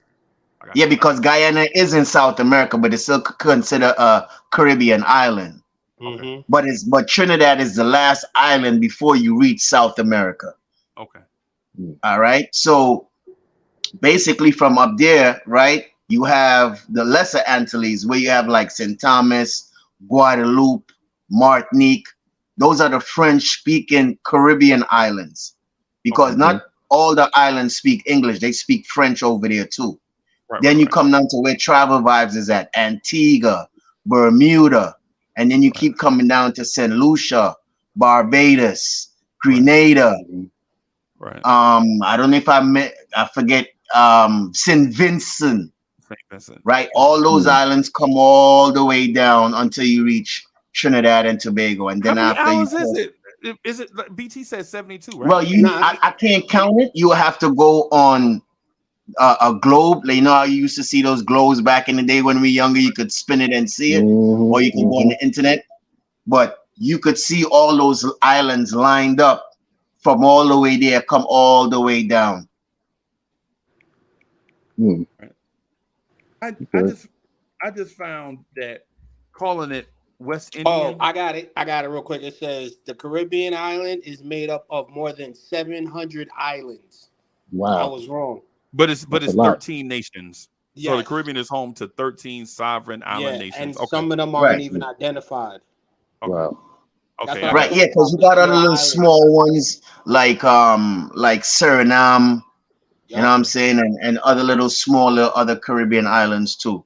You could call Jamaica a Caribbean island also too. You understand what I'm saying? But it's not in the West. It's more over close to America. Basically, Florida to Jamaica is only 30 minutes by plane. Right? So, but you got to go all the way west to go to the West Indies. Plus is also the Arawaks and the Caribs. Those were the Indians, right? So when they brought us from Africa, they sprinkle all us down to each of those, Caribbean islands. What about Taínos? So that's why you have a lot of mixture. Because when you go in Trinidad we have Spanish, we have French, we have African, and then I think we even speak French. We could say it's Creole, because we have part of the revolution in Haiti. Some of the Haiti came over to Trinidad also too and migrated, right? So, and then you got people that come from India that came over there because once you reach in Trinidad, it's a whole different melting pot, I should say. So that's why you see different texture of hair, different, the real niche hair, and then after you see my hair, now I'm mixed with Indian, so my hair is soft, silky. My great grandmother is Indian, but yet my great grandmother father was from Cuba. Okay, you understand what I'm saying? And then I have other families that's born in England, so it's a whole different melting pot in each of the Caribbean islands too. Because when you go to Jamaica, they got Chinese Jamaican. You understand what I'm saying? They got a lot of different ethnical groups that come down there.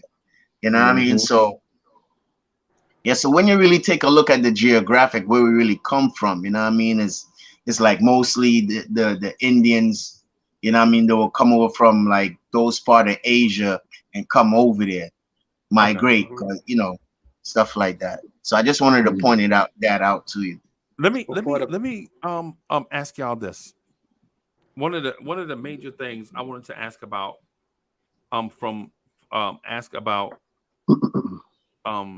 to people from the Caribbean, for people like me that grew up in ghettos and hoods, and eventually I moved out of ghettos and hoods, but I started there, right?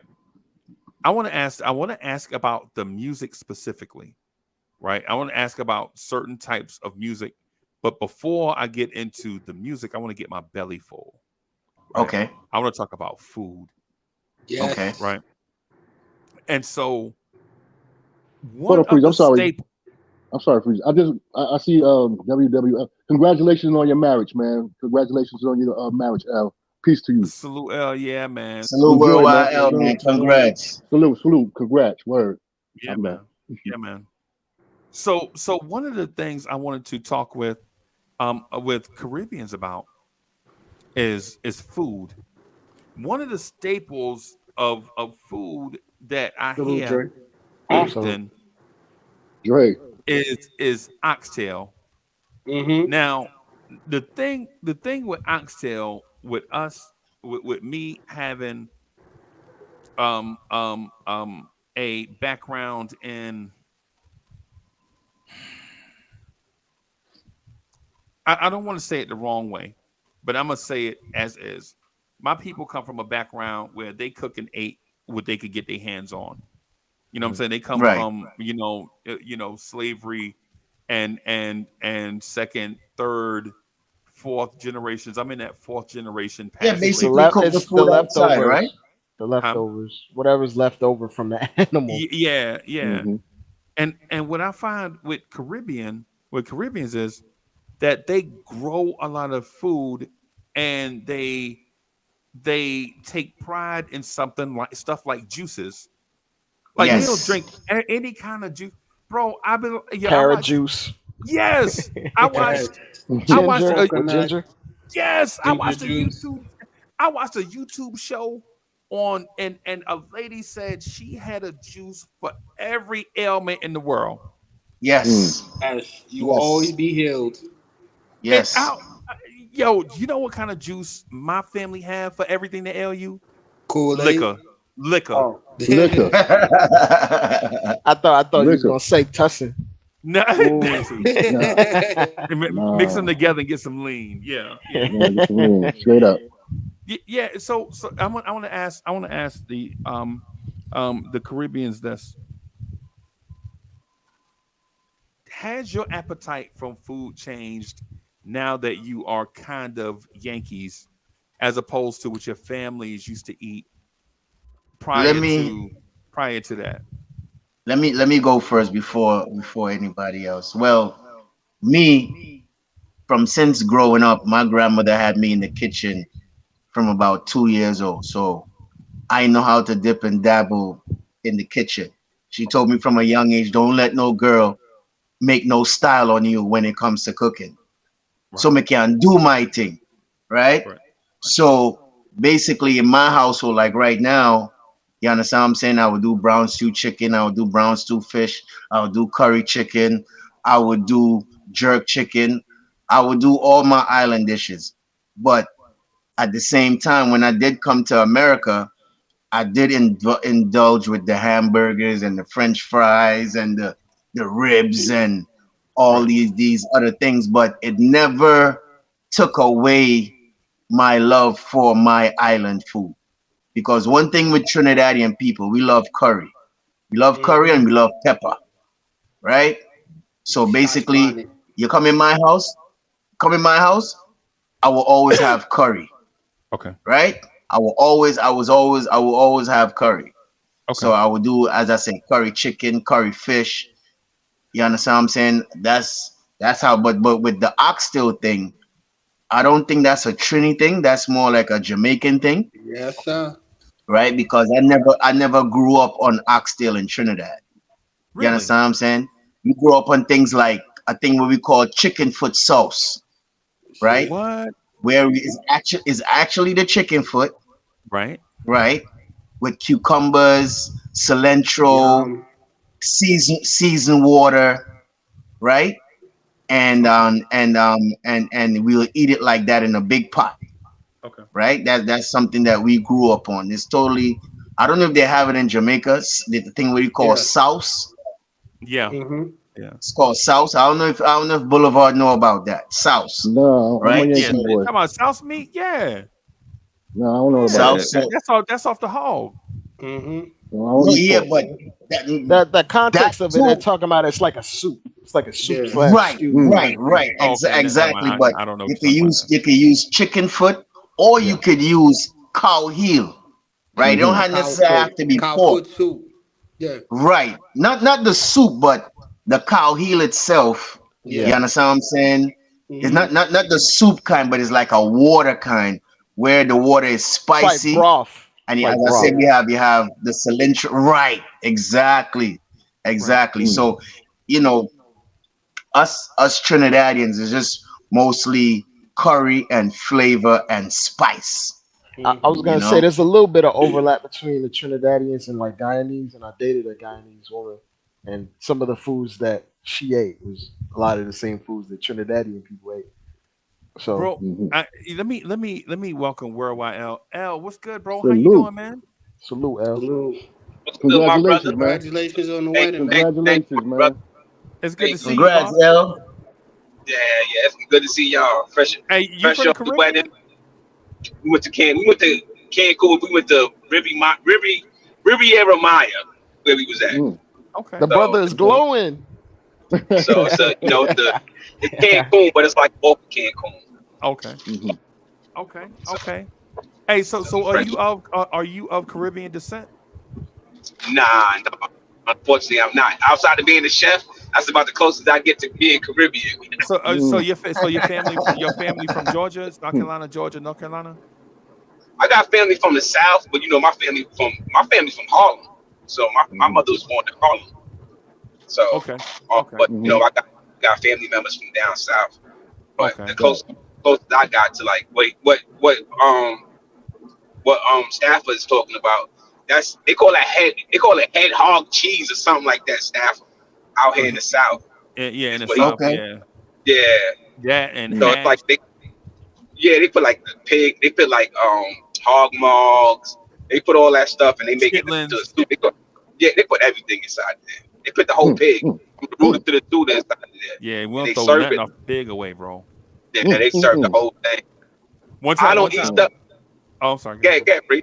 I was gonna say one time my cousin Big Daddy, right? We was cleaning the hog, like we bought him. We bought him. We call him Smiley when we bought him. He's a little piglet, and so when we fed Smiley. Smiley was so big the day we slaughtered him, bro. Smiley, man, listen. Big Daddy said we gonna eat everything off Smiley, even his thoughts. You know what I'm saying? You know what I'm saying? But that's just, you know what I'm saying? Like Stafford. So the South thing. You remember I told you like how I was explaining the difference in the Caribbean and the American boy, right? Like or like Worldwide L is the same as me and Bully. Like we basically men that started out as little ghetto boys, right? Grew up in and maybe not ghetto. I ain't gonna assume with Worldwide L, but I'm just gonna say hood. You know what I'm saying? Some hood fellas, right? I ain't gonna assume nobody background. But what I will say is like some of the stuff that Stafford was mentioning, bro, the ingredients may have been different, but the way we went about procuring those ingredients and who we were looking to feed is the same. You know what I'm saying? So while we didn't do cow foot or we would call it ox foot, right? We would do those chicken foots though. My grandmother, bro. Listen, and I'm not saying it's beneath me, right? But you know what I'm saying, I have a pit bull, man. I'm raising, man. He a beautiful dog, bro. Every time he see me go in the fridge for them chicken foots, bro, he do everything I tell him to do. He would do my taxes, bro, if I told him to for that chicken foot. You know what I'm saying? But the thing about it though is I know that everybody's background is different. What I really want to get into is like the real differences. Like Staffa, if you're doing like a big dinner for your family, like if it's a holiday, whether it's an American holiday or not, like what would your family do for, say, a major family holiday, whether it's an American holiday or not? Definitely fried fish is one of them. Yes, I Scotch fried bonnet. Fish. Probably do brown stew chicken. Probably do curry chicken also too. What is brown stew? What is brown stew, bro? Is that gravy? Brown stew. It put it like this: the way how we do it in the islands, you could use master gravy.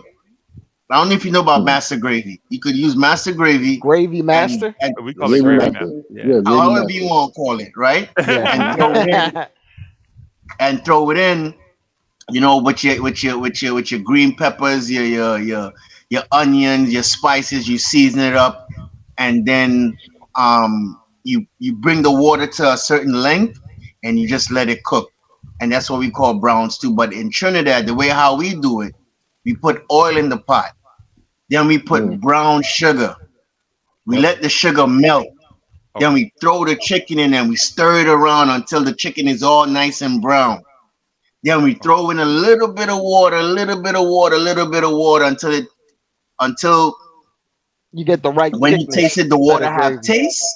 Yeah. And then you put the cover over it and you let it steam and let it cook. So that's what we call brown stew chicken. Al, do you find it challenging to replicate Caribbean dishes and have that authenticity, like if it was from the Caribbean, or basically, you know, if you get the right American ingredients, you can replicate any type recipe? You muted, bro.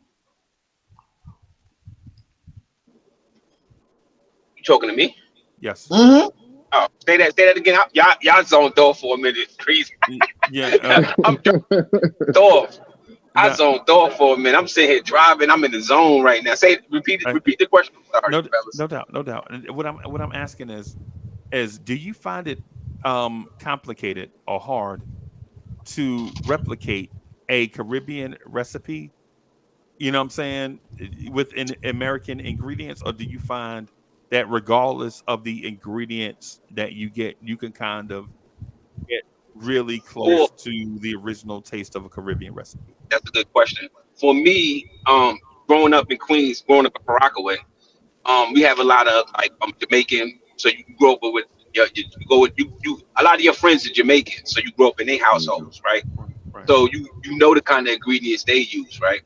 Now, me being self-taught chef, it's no style to how. So my strength is being able to copycat recipes, right? That's my strength. So, you know, taking that and then doing it the same way is easy for me to do. I don't find it hard because I know the taste that I'm looking for because I grew up on that taste. Right. See? So for me, I find it easy for me because I don't have no style to my cooking. So for me, I find it easy. Crazy. Once he's a chef, and you know the taste that you're looking for, and you have the ingredients and all the recipe, you could do it. Okay. It's like I'll give you an example, right? I was gonna say I've spoken to chefs. My bad. I was gonna say I've spoken to chefs, and it's like they say it's like a palette. Like you can if like a painter, you can mix and match to get a specific color that you want. You can mix and match specific seasonings and flavors to get what you're trying to desire. At least that's what chefs tell me. It's a lot more complicated than it seems, though. Okay. For them, though. Dre, you know what I use? You know what I use, Dre? I use my smell. Yeah. I use my sense of smell. So I give you an example, right? My mother used to always make liver, right? And anybody who parent made liver, you know, they always have to talk about the gravy master, right? So they use the gravy master. They got onions going on. So me being in the projects, I would get off the project. You get off the elevator, so you smell the onions, you smell all that good stuff. Right. But Right. I didn't like liver. Right. So as I further into my chef career, sometimes I would have to make liver. And people Right. will always ask me, how do you know how to make liver if you don't eat it? Because I don't like it. I said, I follow the smell. I just think about when coming off that elevator, smelling them onions and the gravy master and all that stuff cooking. I follow that smell. My mother made it like that, and that's how I make it. And it comes out the same way. I would assume it comes out the same way that she made it. I'm gonna taste it, but I don't enjoy it. Right, and I just follow that smell. Exactly. You gotta taste it. You gotta taste it. Do people from the Caribbean eat things like liver? Yeah. Oh, absolutely. Yeah. Chicken liver. Yeah. Cow liver. For sure. Yeah. I don't like liver either. I don't like liver either. My grandma used to make it, but no, sir, I good. Yeah. Right. I don't. I'm like impartial to it. Like if I had to eat it, like chicken liver probably tastes the best out of all of them. But listen, but Grandpa, the texture of the other one's like too hard or rigid, and they say, "Oh, it got iron in it, so you got to eat it." I'm like, "Come on, man, it don't taste that good." My grandfather he used to eat liver like if it's chewing gum. Yeah, that's what I was gonna say. Outside tastes with all the flavor, but once you bite into it, it's like that dry bubble gum. Like that texture of the bubble gum, not the gum itself, but just the residue. Like it's that dry nastiness, yeah. But hold on. I'm sorry, y'all. Yo, fellas, I gotta step off for a minute. Yo, Freezy, man, congratulations, stepping down in your BT. Dre. You big up yourself, Boulevard. Big up yourself. If you can jump back, bro, I'm gonna talk to them about music in a little bit. I bet. Yeah, just a couple of things I gotta do real quick. If you can't, that's cool. All right, no problem. All right. Yo, peace, y'all. Salute. Peace. What I was gonna say was for Jamaican, man, we used to have fish fry. We had the soup, the Matanese water. I can never say that word, but Manish water. Manish water. Thank you, Manish water. We had that. We would have the fried dumpling, Johnny Cake Festival. We would have what else would we have? We have rice and peas. We jerk chicken. We would have every type of chicken, curry chicken. We would have, and then we would also have the banana, the mackerel and banana.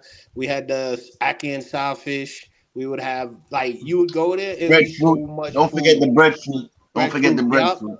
And the yam, and then the yam soup. Oh man, let me just throw this out there, bro.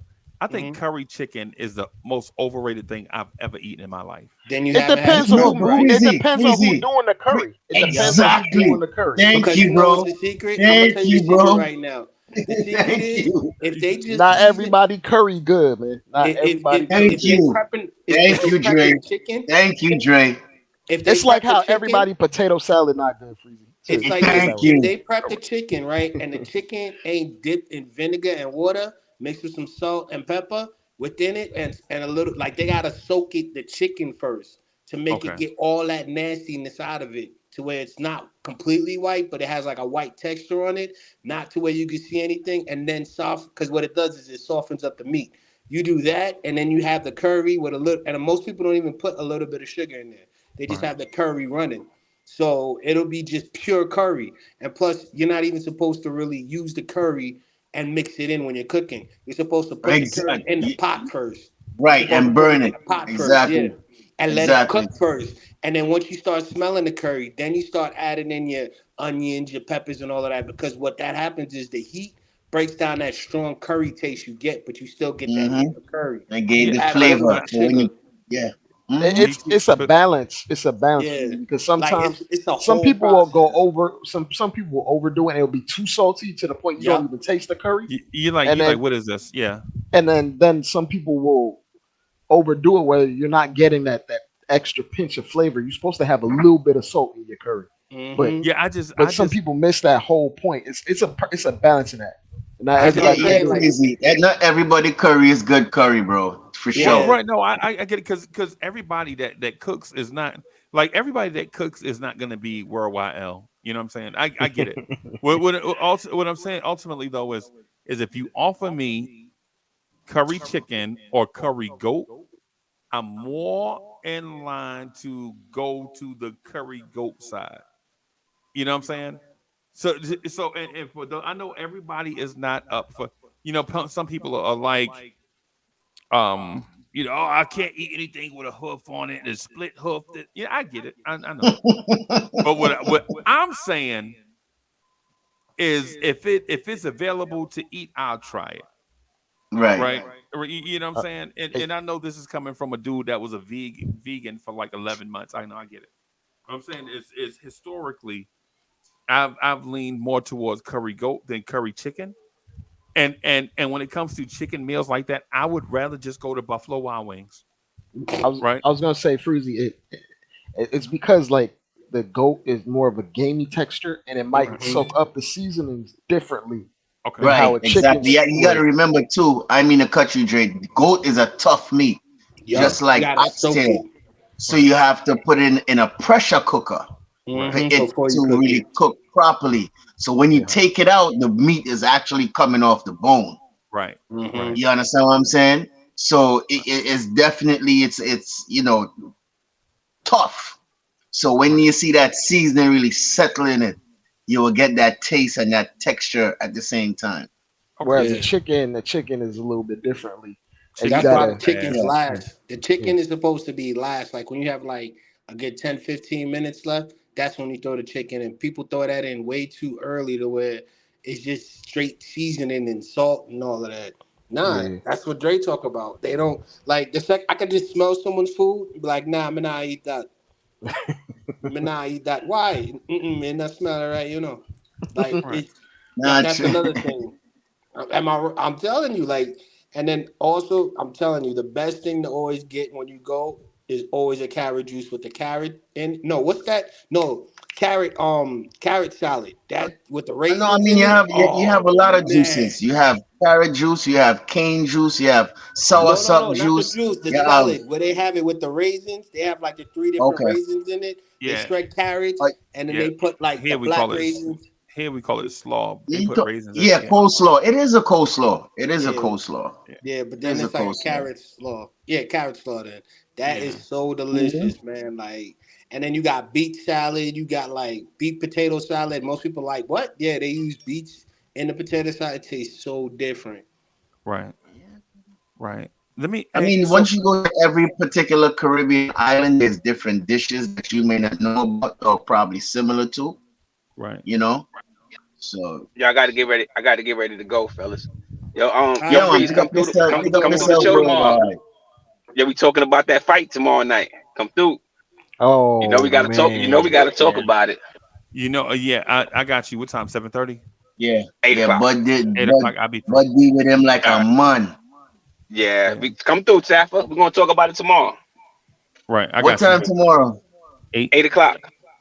All right. I'll let y'all open up. I'll probably get there like 8:15. I'll let y'all open up y'all stuff, and then I'll come through like 8:15. All right, cool. All right, I see y'all guys tomorrow. Right. Hey man, have a good one. Good night. And so one of the things I wanted to really touch on about the Caribbean effect is because there are styles, and then there's music, and there's the way we talk, right? And then but the food aspect, I think, is one of those things that we all connect with because we all know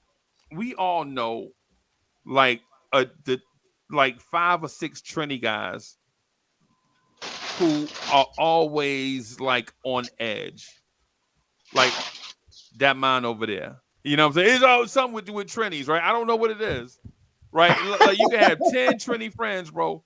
You can have 10 Trini friends, and they always on edge about something, right? And then everybody has like the Jamaican friend named Donovan, right?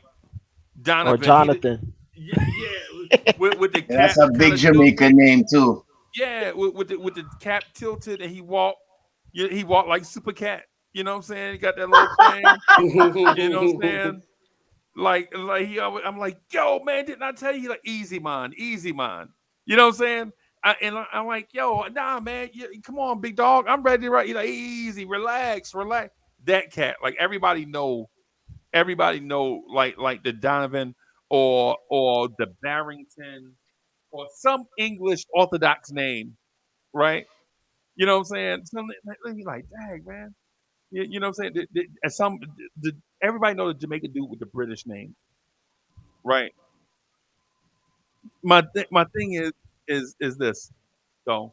Even knowing all of that stuff, we still the way that we approach each other, like with foods and all that stuff, it's still to me like you ever know, like you ever notice the difference, like when you go to the Puerto Rican store, how Poppy treats you, and then you go down to the street or like 2 doors down, you go to the Jamaican restaurant. It's a totally different vibe in here. Yeah, man. Yeah. Like you go in a Jamaican restaurant, it's a totally different. Everything What you want? Yeah, everything is right. I just want to. Everything is like, hold on, I just need to, and they pointing out it's people in line. You ever did that? You ever went to Jamaican place? They point out it's other people in line. What you want? And nobody behind you. Right. But then they take some of them just feisty, yo. Yeah, but then they take their time. My favorite. I'm like, yo, how you gonna rush me? But then you gonna take your time. And it's 20 minutes later, they still ain't even prep your plate. You like, yo, how but much the food longer? good, so you deal with it. Y'all already paid. But no, well, let me tell you something. You see, when you go in a Jamaican restaurant, it all depends on what you're getting. Because if you order fish or shrimp, they're gonna cook it right then and there. But anything like brown stew chicken or curry chicken or curry goat is already cooked already. So they're just going in the pan and make it. But once you're waiting on some type of butter shrimp or escovite fish or any type of seafood, you're gonna have to wait anyway. Right. You understand? That's one thing I know. They when they come to the seafood is order to make, not just get it right then and there. You know? So you want your fish fresh. Go ahead. So which Caribbean nation has the best food? They all I'm do, biased. because to be honest with you, I mean, it depends where you from, because where you from go dictate your bias.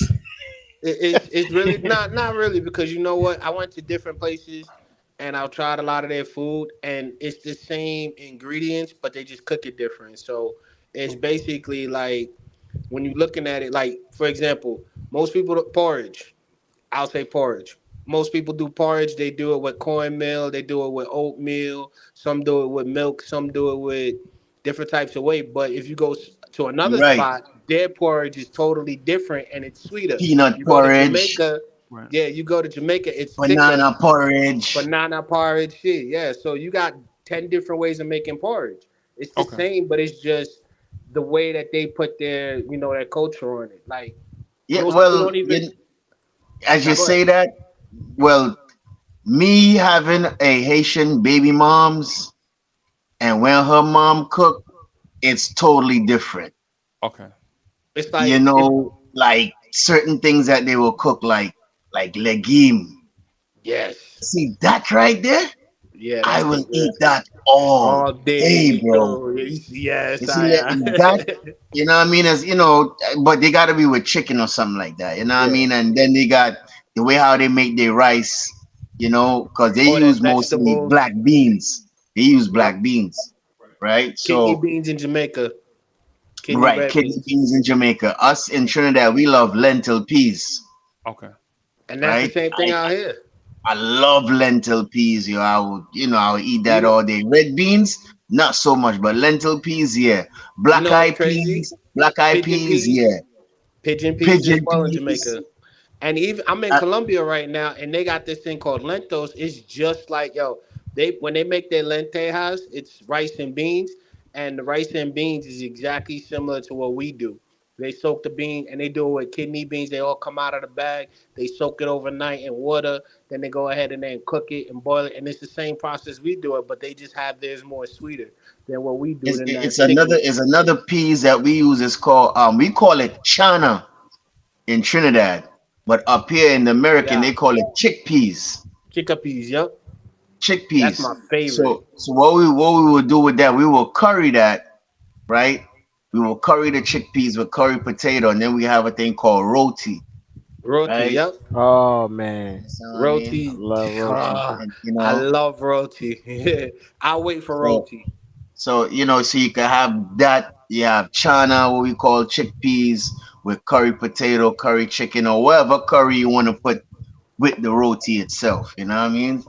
And the reason why I also say that it's different is because if you look at West Indies, they cook with a lot of curry. So do Jamaicans, but the curry for some reason in the West Indies, it's just more stronger. It's Yeah, strong. if I use curry, I'm using chief, See? which is the best curry. You know what I mean? Chief curry. Mm-hmm. Yeah, it sounds like a thing that we make down south called chili. I don't know if y'all ever had chili before. I've had chili. Yeah. I use red beans and kidney, the big old beans in them. Yeah, but the thing about the chili is it's not about the bean, bro. More about the spice? No, not about the spice. It's about the roux. Like if you create a great roux that has a certain consistency with it, then now it's flexible. Because I think a lot of people think when they think chili, they think hot dog chili. And I'm like, nah, I ain't talking about hot dog chili. I'm talking about down south in December when it's like 30 degrees outside and you make chili and cornbread, bro. You make chili and cornbread, you don't need no meat, bro. Boy, Freezy, you know what? When Christmas time come around, them time I gotta take a trip down to you because I'm not familiar with that particular chili. I'm not really a big chili guy. Come on. But if I'll say that everybody's chili. If I try, I know probably I would like it. Say that again. I was gonna say everybody's chili ain't. Yeah, everybody chili because there are more flavorful beans out there. Like instead of using kidney bean, you can use that white navy bean, but create you a red sauce. You know what I'm saying? And the bean be the star of the show, right? Yep. But in the chili, I'm talking about Staffa, is the sauce itself. That it's not the meats, it's not the beans, it's not the sauces, it's not how hot you make it. It's about that roux that you make, right? Right. So you man, that roux that you make, bro, and you mess around and let that roux get on some cornbread, bro. You know what, Freezy? By you just saying that, it reminds me of a thing we call dal. Okay. Right? I don't know if anybody familiar with that. It's the yellow split peas. Okay. The yellow split peas. So what we'll do, we'll take that particular peas and we'll take it down into like a sauce. Yeah. Just like what the Haitians will do with black beans and call it sasqua. Right. Right? We would take the split peas and make a sauce just like that. And mash it up to make it thicker. I understand when you say the roux. Once you have a good split pea sauce and you could pour over some white rice. Oh my God. Right. You're making me hungry, guys. The thing about the chili is that the roux that you make, you want to make sure that you make it separately, like not with your beans and not with your meat combination and things like that, and not with your veggies, right? Because you want to have you definitely want to have, your bell pepper, your onion, and things like that to season it organically. But once that roux get ready, bro, that roux that you make, you want to have it just spicy enough to set off the alarm, but just mild enough that you can eat it, right? That you could just eat you, and then man, that thing sit on your stomach. Man, listen, when it be 25 degrees outside, you done came home from work, and your girl done made chili. She done had chili in the crock pot. It's been cooking all day, and then you go over, you take your shower, wash your hands or whatever, and she got the bowl, right, and mess around and made the muffins, like she done made the cornbread in the shape of like footballs or something, or like squares or something, and you set that thing in that bowl and don't mess around and add some sour cream or some cheese, bro, your ass would be asleep. I seen my little brother waste chili on his lap. It was so good, bro. He ate so much chili. Better eat that. Hey, Wiz, don't make me fighting about Jamaican is the best. Yeah. So I'll concede off top. Jamaicans don't have the best curry in the Caribbean at all. Not even close. Yeah. And Wiz ain't even Jamaican. What's Wiz talking about? He's not from Jamaica. Let me tell you something. It have a place, Freezy. It have a place 5 minutes away from me, bro, and they will never see me. I will go all the way to Greenville. Right. Bro, that's to tell you how they can't cook, bro. Right. Mm-hmm. Even though it's Jamaican, some of them can't cook, bro. It's just because they in America, a state where people don't exactly. Right. And they taste a type of flavor and spice. Right. They think is the world. Right. Mm-hmm. But their restaurant you can't cook, bro. And it's just pure pepper. Like when they make their fish, it's just all you taste is pepper. You don't taste none of the garlic or the onions and nothing. It's just overwhelming. It's all rushed. That's what it is. That's why I don't like American food like that. Like that. Even out here, when I come out here in Colombia, yo, the food it remind me of Jamaica because everything fresh, but it just cooked different. They even do it with the peppers and stuff like that. Like they slice them thin, take the seeds out. Then you have the long red peppers with the man. It's so good. And then they shred the lettuce and mix it with the carrots, and it's like I had their version of beets.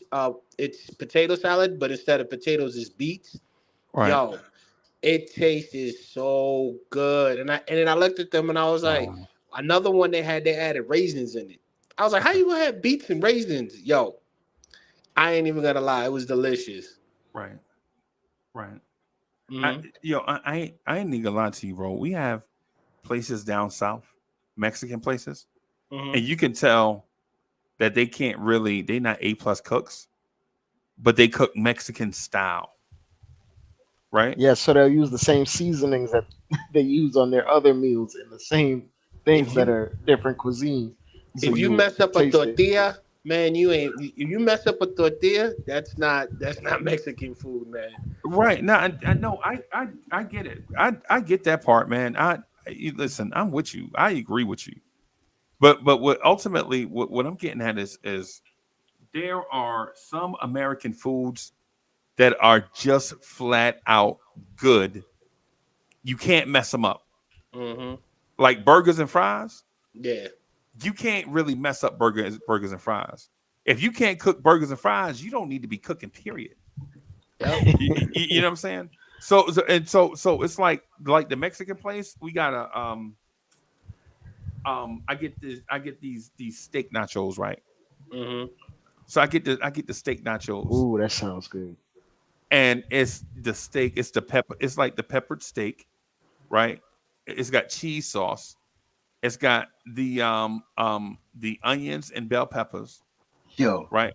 And it's always and tomatoes. And the thing about it is the steak is never the star of the show. It's that cheese sauce that they use. Mm-hmm. Like that cheese sauce that bring everything together. Like when you pick that chip up with that steak on it, and them bell peppers and them tomatoes and the season, the cheese sauce is the star of the show, right? It's when they start trying to make the steak the star of the show that you like, nah, man, I'll pay. You want so Freeze, let me ask you a question. Let me ask you a question, man, because when I want a good American steak dinner, I will either go to Longhorns, or Outback Steak. Right. So if I am a tourist and I said, Freezy, I want to go eat a good steak, where would you recommend me? Longhorns.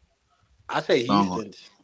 Longhorns. Now, so Staffordine is a part of the Carolina Knicks, like myself. If we want the best steaks, you know what we should do? If we get next time we meet in Charlotte or wherever we go to the Knicks game at, right? We should get us an Airbnb, go to a butcher, and have a butcher cut us the style of steak that we want, right? And have him trim it for us, right? Get to this Airbnb and season it while we doing the adult thing, whatever the adult thing we doing. I know some people, you know what I'm saying? Like I already know what I'll be indulging in. Right. Yeah, you know what I'm saying? So, you know, while that's happening, man, we get that grill scorching hot, bro. And just throw that steak on the grill, right? And just get that. Bro, we need to do that for real. Yeah, it's a science. Yeah, get that. Science. Yeah, you know what's crazy? You don't even need seasoning with a good steak. You just need a little bit of salt and a little bit of pepper, and you cook it right. Yeah, that's what I'm talking about, though. That's what I'm talking about. I ain't talking about over seasoning it. Like, I'm just talking about. Say I'm a person. I like my things marinate. No, like a overnight something. I just different. I can't just season it. He got a container in the fridge right now with some chicken. Yeah. What I'm talking about with what I'm talking about with the seasoning is you pound out your meat a little bit, soften it up, you cut it down, and then you use some of the fat, and then you kind of use that like. Well, the way we do it is we cut the fat, boil it down, and then the fat from that we kind of glaze over it with salt and pepper, and you can put onions on it if you want to, and then throw it on the grill. So that way you got that natural flavor of the meat on it. That's what I mean by seasoning. You don't put no, adobo and all of that crap like I'm not talking about that. The seasoning. I ain't gonna lie to you. I got a secret for you, bro. The secret for the best steak in the world, like what I was telling you, the secret to it is when you talking to the butcher, get garlic butter and truffle butter. Oh, I never had truffle butter. What? Yeah. I like garlic butter. I never had truffle butter. Stop what you doing, right? Stop what you doing right now. Go get some. And get truffle butter, bro. Truffle butter change anything with truffle in it. Real truffle. Yeah. Changes the world, bro. Changes the world, bro. You know what I'm saying? Like you get because the butcher gonna have all that stuff there. He gonna have even the shish kebab. You like, you want some shish kebab? What kind of shish kebab you want? You know what I'm saying? Those. So Freezy, are you a big when it comes to seasoning, right? Are you a big thyme fan? Yes. Okay. Yeah. Yep. That too goes in there with the fat. Yeah. Okay. Yeah. Rosemary. Rosemary and thyme, with that steak. But the garlic butter that you have, it's not just garlic butter. It's gonna have all that in it from your butcher, and it's gonna come like thing like this. All you gotta do is just put that on there, bro, and while you finishing your steak, not while your steak on the grill. When you bring it back in the kitchen and put it in a pan to get the crunchy outside, then you put your thyme, your rosemary, your garlic butter, your truffle butter on there, bro. Once you do that's the best steak you ever had, and you did it yourself. Now, say if it's the four of us, now you're gonna spend about $100 or so, right? You're gonna spend about $100 or so because you asking the butcher to trim it and give you all the trimmings to go with it. Probably some asparagus, the rosemary, the thyme, the garlic butter, truffle butter, all of that, bro. But once you ain't gonna eat the whole thing, bro. It's gonna be so good, bro. That's what I want to hear. The funny thing about it is, I'm here thinking, and I'm telling myself, I'm not really a big grill master, but if it comes to jerking chicken or steaming some fish on a grill or something like that, I could do that. But you see, when it comes to that grilling with the whole steak, I think I might burn my steak, bro. Nah, I ain't going to lie to you. Not when I'm with you. You crazy motherfucker. You crazy motherfucker. I'm just saying when I'm by myself. Every time I'm on the grill with steak, I never do good. But if it comes to some chicken or some beef or fish or even some corn or doing some shish kebabs with shrimp or anything like that, I'm good. When it comes to that steak, yeah, that I'm not an excellent on that. Yeah, I feel like I don't, because I like mine's well done. I feel like when I do mine's will still have a little blood in it. Pink in it, yeah. I like food with the pink in it. Me want me and the muffin cook. What the thing is though with steak is the pink is not blood, bro, and that's a natural juice on the thing. And if you get your thing well done, now you talk about your steak might be a little tough and dry. Rubber. Yeah. Right. That's the thing. I always think I do it too dry, yo. So it ends up being hard and I'm a medium rare, sometimes medium well. Right. Because if you let it wait, it'll actually be like medium well if you get a medium rare. You just wait like an extra 2-3 minutes. Just like that. Just let it finish cooking on the inside. Yeah, I learned about that when I went to Houston. Probably that's what I probably need to do. Get it medium well. Because think about it. If you cook it well done and then you let it rest, it's still cooking on the inside. It will dry out. Yeah. Yeah. So yeah, that's just part of it, man. And if we together, bro, trust me, I'm not letting you burn up $100. Not like that. Trust me. Nah, trust you ain't never met a cheapskate till you met me, bro. Nah, freeze it. I go replace it with some jerk chicken and some, grilled chicken and the other things that I could do good. So even if I mess up the steak, I still got you. Because I don't eat jerk. I just can't jerk chicken. You gotta smoke it too. That's another thing. I don't even eat baked chicken, bro. I don't even eat grilled chicken, bro. What? No. I don't eat. Listen, I don't eat bone-in grilled chicken. Now, you know how you buy the plastic bag full of chicken breasts? You know, you can buy like 10 pounds of chicken. Now I'll put some chicken breast on the grill for you. That ain't nothing. Okay. That ain't nothing. That ain't gonna take long to cook either. You know what I mean? That's simple thing that. Nah, man. Nah. And that's one of the things that one of the things that I wanted to ask about. I wish Wiz would join. I was trying to poke Wiz to see if Wiz can join. Wiz don't know nothing about cooking, man. All he know is French fries and burger. And hot dogs. As always doing it in the West Coast over there. It's chicken and waffles. As always no. We would go to a restaurant. My dad would be like, "Why you always ordering hamburgers and French fries?" And I'd be like, "Cause nobody messed that up. It's easy to cook, and it's quick." Let me ask this, BT, just real quick. Mm-hmm. I just want to shift just to music because I don't know if we'll have time to talk about other stuff, right? Okay. Because the Caribbean music thing could be a series, bro. You could talk about Caribbean music for 8, 9, 10 days in a row. Mm-hmm. But let me ask this. What has happened to Caribbean music? Modern, for me, it's been modernization. Like all the good writers that we've had are always in trouble. So it basically like if you look at Bob Marley, I'm just going to use Bob Marley for an example. He would talk about everything in the world, all the problems going on, and he was very educated in music. Right. And Peter Tosh and all of them, and Bob Marley, the Wailers, they were all they learned the instrument from when they were a kid. Nowadays, it's like I could just push a button and get the same sound, but there's no art to it, no freedom. Everything got modernized. So pretty much it went from me when I was growing up, it went from talking about culture, talking about being where we're from and proud of who we are, to straight just going out having sex. Let me take over from there. Because you said right on key, right? There is no real content, Freezy. Right. It's just about a bunch of scamming. Mm-hmm. Right. Who can take who girl?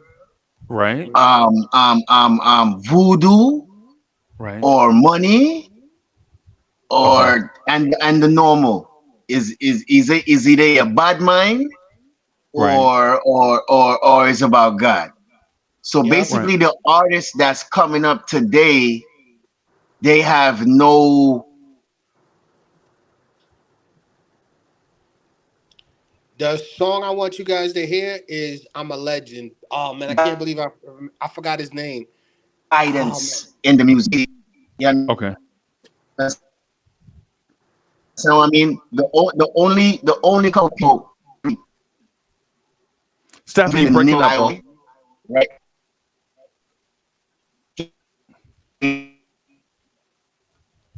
Stephanie, you breaking up, bro? Now, check. You breaking up, bro. Yeah, it's computer love, bro. Can you hear me now? Yeah, I can hear you now. Check. Yeah, so I'm saying that there's no really person to put in that forefront to say, well, okay, reggae music is at a forefront. Right now, you got Afrobeats that's killing out the reggae. I ain't gonna say killing out the reggae, but it's just a different genre of music that's people it's aligning themselves with. So basically, you know, you don't have the regulars, the Damon Marleys and the, you know what I mean? Those are the ones that's hitting the charts and the Chronics. You understand what I'm saying? But when it comes to like other genre, like dance hall music, right? You don't have no particular artist that's really up there. You might want to like a he is signed for Warner. You done started breaking up against him. You must have. Can you hear me? You must have went outside or something. No, I ain't went outside, bro. It's just my internet connection is real good. You can hear me good now? Yeah, so I'm saying then you have artists like Massacre. Can you hear me say that? Massacre? Right. Mm-hmm. Massacre is another artist that's signed to Def Jam, right? So you only have one or two artists that's really pushing the needle. The other one is probably Sean Paul, right? Who has crossed over and is an international artist also too. Then you have Popcorn, another international artist, but he can't come over to the US. He can't come over to the US. So when you have people, you know what I'm saying, that's want to push the needle, there's only one or two players that's out there. But otherwise it's just a bunch of garbage, yo. You understand what I mean? There's no real good content. Okay. You know what I mean? That's what I'm saying. You have Chronics. He was on the Jimmy Fallon show. Okay. You understand what I'm saying? So that's what I'm saying. He's the only certain ones that's really pushing the needle like that. Reggae music. You understand what I'm saying? But when I'm talking about is dancehall. Because when it comes to the Grammys, you're gonna only hear the regular names. Right. Like the Blue Mountain. Blue Mountain is a white group. It's a white reggae group. They won the Grammy last year. You're gonna have Damian Marley and Stephen Marley, the Marley brothers. Then you're gonna have Chronics and other one or two that's nominated, but you're not gonna hear the other artists because their content is not good. If they ain't talking about sucking this or licking that or it's what gets pushed. It's what gets pushed out. Because if you know what you're looking for, you're gonna find diamonds in the rough, of course. But you understand what I'm saying? So when you talk about where has pushed is different. Right. So when you talk about where has reggae music gone, there's no really artists like that to push the culture. There's only one or two that's left. The artists that are coming up is just talking about scamming and gal suck wood and all kind of other craziness.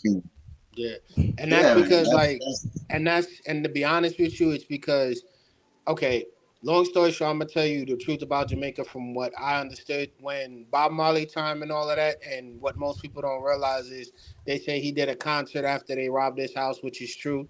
He was the type of person. Yeah, he had that concert and had both people from both parties hold hand in hand and reunite and stop the guns. But what really killed it was back in the day when my dad was coming up, there was no real crime. Like there was just peace, happiness, and they needed something to push an agenda for their party. So they legalized guns and allowed, anybody to have guns, but they weren't having just regular pistols. They were having better guns than the police and the SWAT. Like they had AK-4, they had U.S. military weapons in Jamaica, and all the drug dealers had it. So what ended up happening was that's where you had the whole, get shower posse and all of that started popping up, and you had, the people selling weed, and we kind of got a bad look for it, but it was all started from keeping peace of mind and everything together. But once they started playing with the gun violence to pushing a political agenda, it changed into a point to where it got out of control. Now you go to Jamaica, it's still the same thing to where the baddest of the baddest people have the best weapons. Like you can't even get certain guns in the States, but you can get it there. And what ends up happening is those are the people who are the majority because they have the money. Just like in the States, they have the money. Everybody wants to beat them because they're the only ones. Basically, they control the politicians. You understand? And then they started controlling the politicians because the politicians would be sitting there saying, hey, I need you guys to go here, take out my competition so I can get reelected. Once they get reelected, they would then try to arrest those same guys. So then Right. those No, guys would have to come. but you see, I mean I mean all of that has something to do with it also too. But when you look at the modern day right now, and I believe that's what Freezy is talking about, right?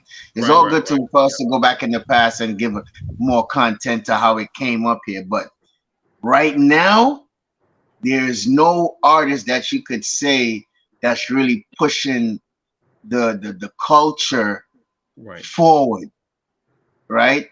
That's what I'm saying. You only have one or two, and Sean Paul. How long Sean Paul gonna do it? How long? No, hear me out. Hear me out. He's an international because he's crossed over, right? A lot of people, once you mention Sean Paul, the artist, they will say, "Give Me the Light," because that's one of his favorite crossover songs. Right. So he's big like that, just like Bob Marley. Just like Bob Marley. Yeah, he does the Spanish thing too. That's what I'm saying. He's international. Right. There's no other artist besides him that's international, that's crossover, that's really pushing the culture. That's what I'm trying to get to you, bro. It only has one or two that's really there, but the culture is actually dying because when you look at it, they took out reggae out the Grammys. Now you have Afro beats in the Grammys. So what that tells you, they call it world music now. Yeah. You understand what I'm saying? So that's why when you see you only have the regulars like Damian Marley and Stephen Marley and Morgan Heritage and Chronix and Protege. Those guys are and Big Mountain, the white reggae group. Those are the only guys that's really there. But the other artists, they're there, but only known as local. That's what I'm really trying to say. And you know what's crazy? Just Caribbean. Most people don't even know. Sting would have never had a career without reggae. He used to sing Sting. The singer I even forgot out one person too, Shaggy. I can't forget Shaggy. But Sting, like he Shaggy still making music, and he had a joint album with Sting.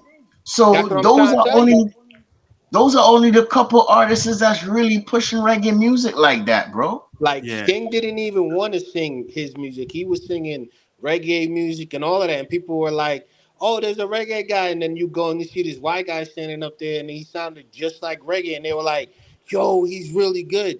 And then that's how he got into the Police and everything. But that's what I'm trying to say. There was more. Yeah, they more.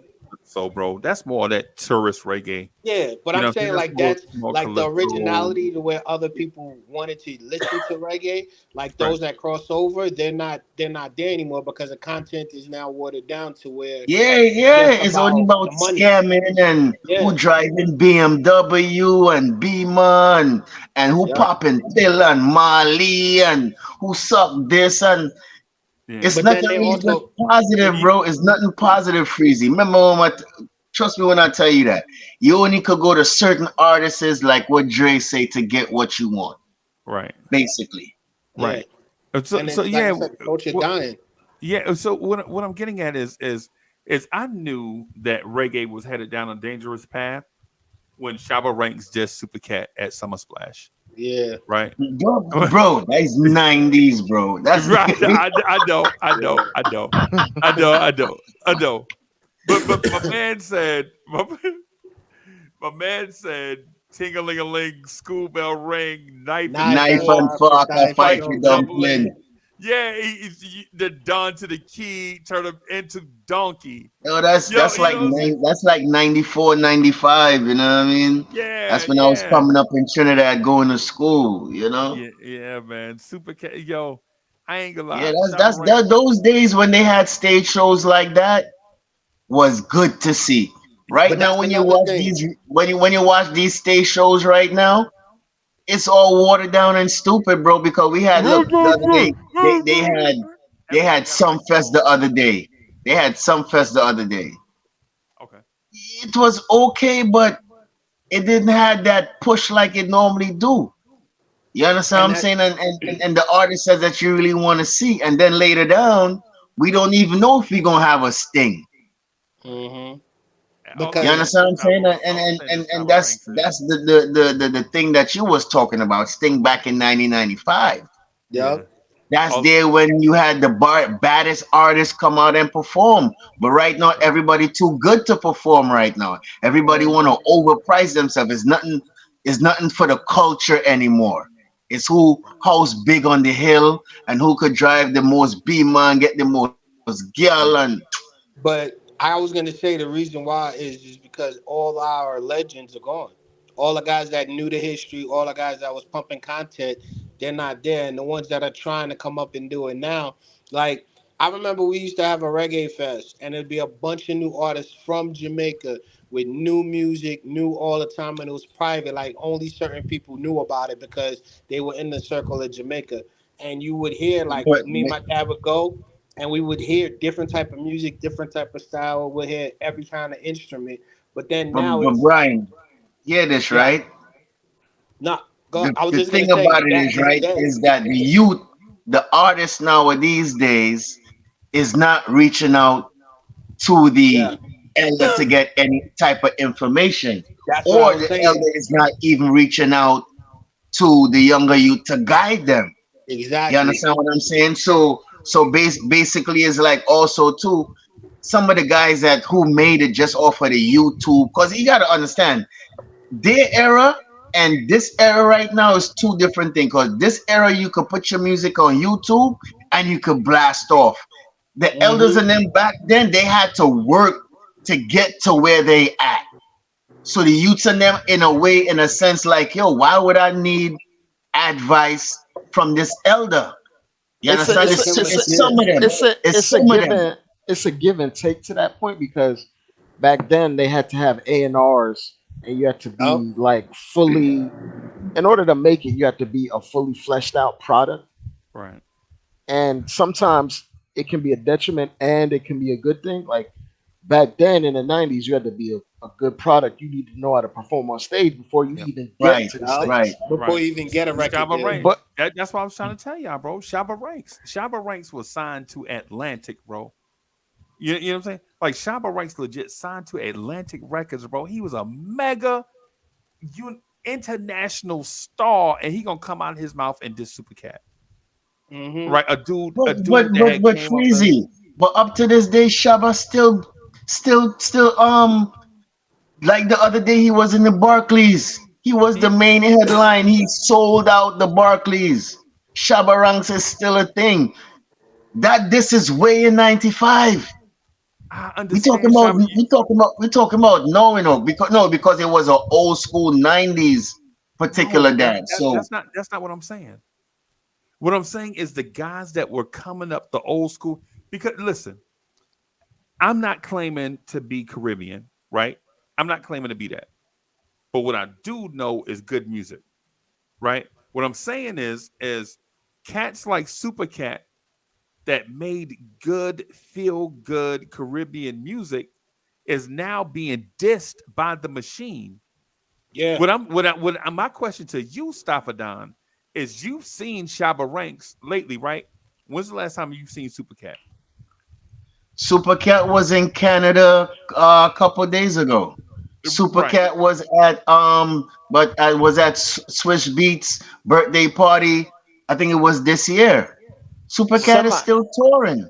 He is semi still touring. related He is still semi Even making Barrington Levy. he is semi still related. making music. I got something semi related to this. You know, Mad Cobra got caught with 2 bricks of cocaine, right?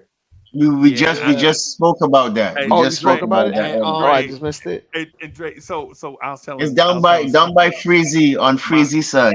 my homeboy arrested him right here in the city that I live at. Wow. Yeah, Yeah, yeah. right That's there what. in He Florence. just did like a festival up at the Barclays up here, Yeah, literally Yeah, like and a then month ago. he's in the Bahamas right now. He performed in the Bahamas last night.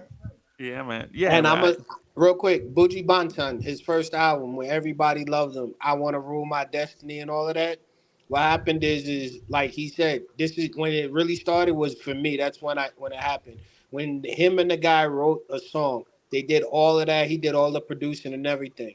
he ended up taking all the money, even though it happened to Bob Marley. He took all the money and everything and just left the guy there in Jamaica. So the guy that helped make him who he was, he just left him out. And people are doing that now. Like, they're like, yo, help me with this and that. And they're expecting something in return. But back in the day, it wasn't about I never heard that story, so I can't Yeah. confirm that one. I don't know. because I I never got heard told, Yachty told me that he was telling me, he was like, a lot of artists would get producers and guys from the neighborhood produce good content. No, And no, then I hear what after you're saying, but I'm talking about the same Buju Banton thing you're talking yeah, about. I never heard yeah, that. yeah. That But his what you first saying album, is true. What Destiny. you saying is true. Yeah, that album where he had the song Destiny on it. Him and another guy produced it. I forget the guy's name, but they produced it together in Jamaica, and he was one of the guys that did the guitar. He like helped him out with everything, like the instruments, all of that. He helped him write it. He helped him like bring him up. And once he got big, he just never sent them no money, never did anything, and contributed. I heard a part of that story, and that dude he talking about wind up suing a bunch of reggae artists. They did a collaboration album. Yup. And he wound up suing all of them, and all of them had to wind up paying.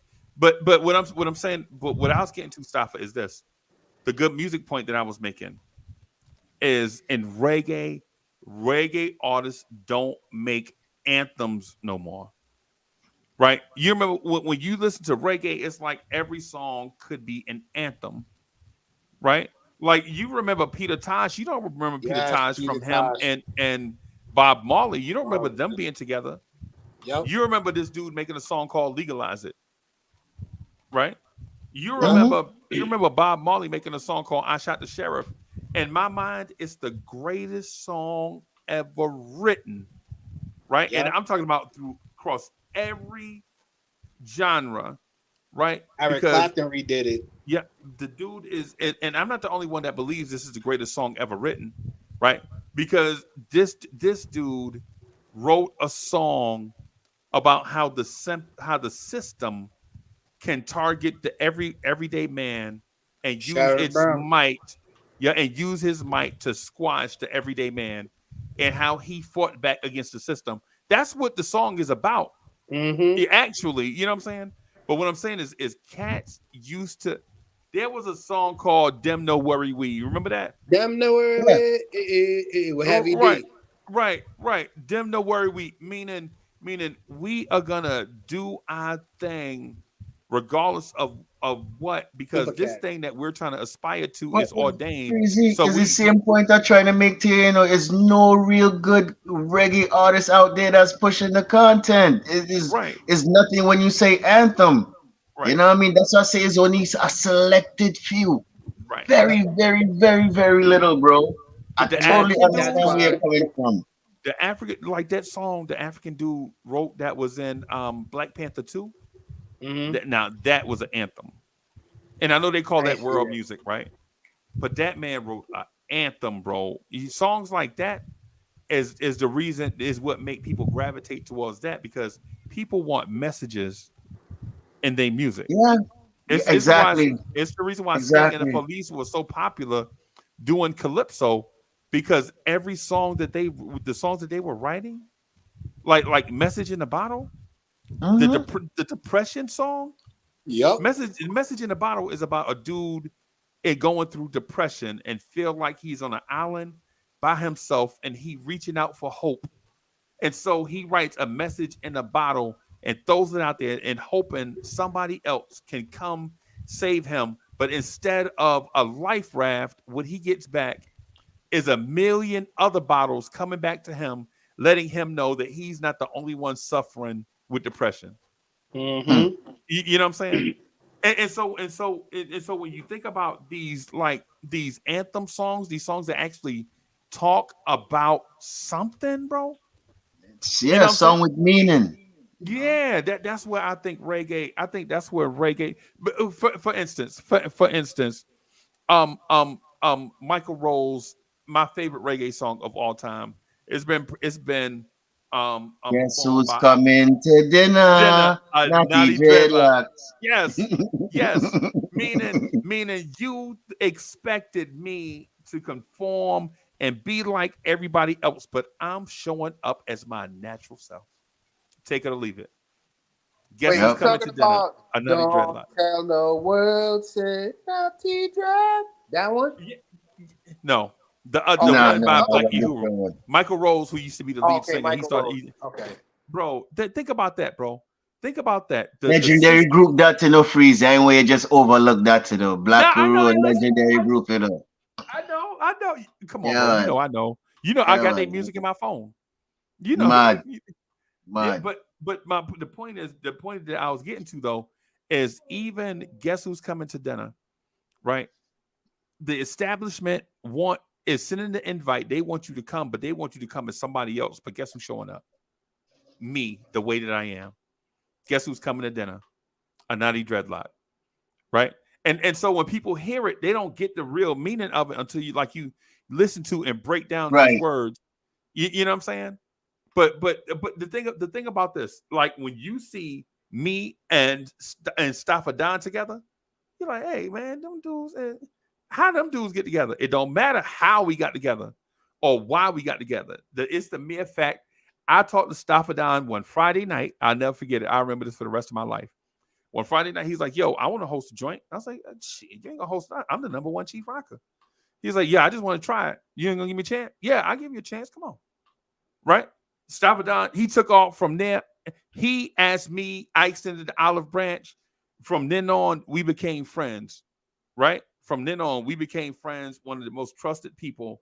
And I'm not even gonna say in Nick's universe, I'm just gonna say in my personal sphere, right? Staffa Don ain't gave me no resume, he ain't paid me no money, right? I ain't bought Staffa Don nothing, I ain't gave nothing. You know what I'm saying? Staffa Don accepted me, he saw me and accepted me for who I am, right? And I did the same to him, right? Staffa Don probably like, man, that big red dude, he talk funny. You know what I'm saying? That's probably what he was thinking about me, right? You know what I'm saying? But the mere fact of it is, you know what I'm saying? When you think about things that actually occur in life, right? Because you know what I'm saying? I turn a lot of people down, bro. I shut down on a lot of people because of either who they are as a person or what they expect from me, right? But if you are a good-hearted person and you're on a kick, I'm with you, bro, right? And the reason why I say that is because when people listen to music, there is only, bro, listen, man, I'm in my 50s, right? And I know for a fact there is only so much sex you can have in your life. There is only so much money you can count, bro. True. There is only so many fancy cars that you can drive, bro. Your house can only be so big. Can you talk about something that matter? Right. You know what I'm saying? Yo, if every song is a booty shaking song, I'm like, okay. There is only so much booty somebody gonna shake before she wind up being somebody's grandma. You know what I'm saying? There is only so much booty you can shake before you fall asleep, bro. You know what I'm saying? But so that's what I say. It's nothing real nowadays days, Freezy. Right. Nothing real at all, man. That's why I'm saying the thing with anthems though. When Michael Rose sing about Guess Who's Coming to Dinner, a Naughty Dreadlock. I mean, come on, bro.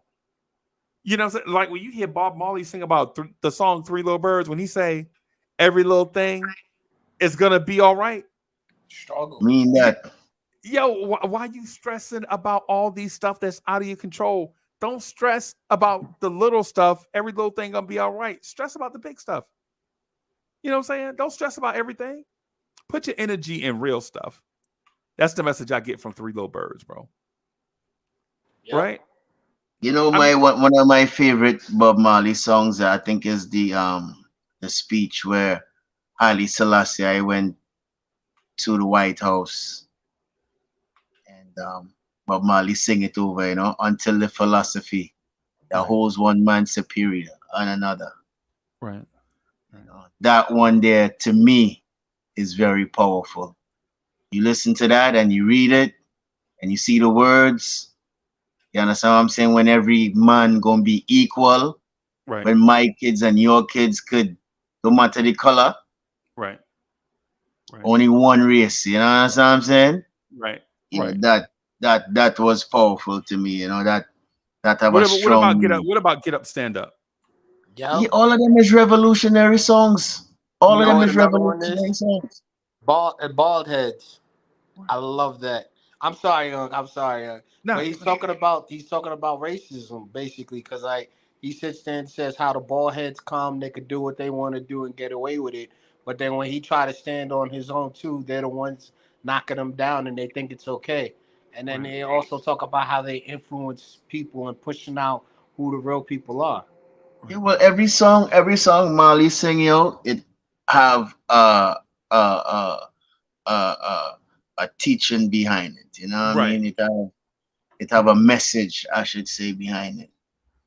So Right. once you're conscious enough with yourself and you could understand what's going on, you're gonna understand, what's really Oh. going on. You know. Is that what it is? Are we missing consciousness? Yeah, we're too focused on the little things now to where we can't really see the big picture. We're more worried about ourselves. Like, for example, I remember hearing stories from my dad in Jamaica. He used to say they had a mango tree and people would come by, be hungry. But then my grandmother would always tell him, you can take up to two because there's somebody else that might need it as well. Don't get greedy. So Right. people respected them and they would walk by and they'll take a mango. And doing that, guess who they ended up meeting? Peter Tosh. Peter Tosh was a guitar player. He used to walk by that house all the time. Him and my uncle would sit under the mango tree and just play.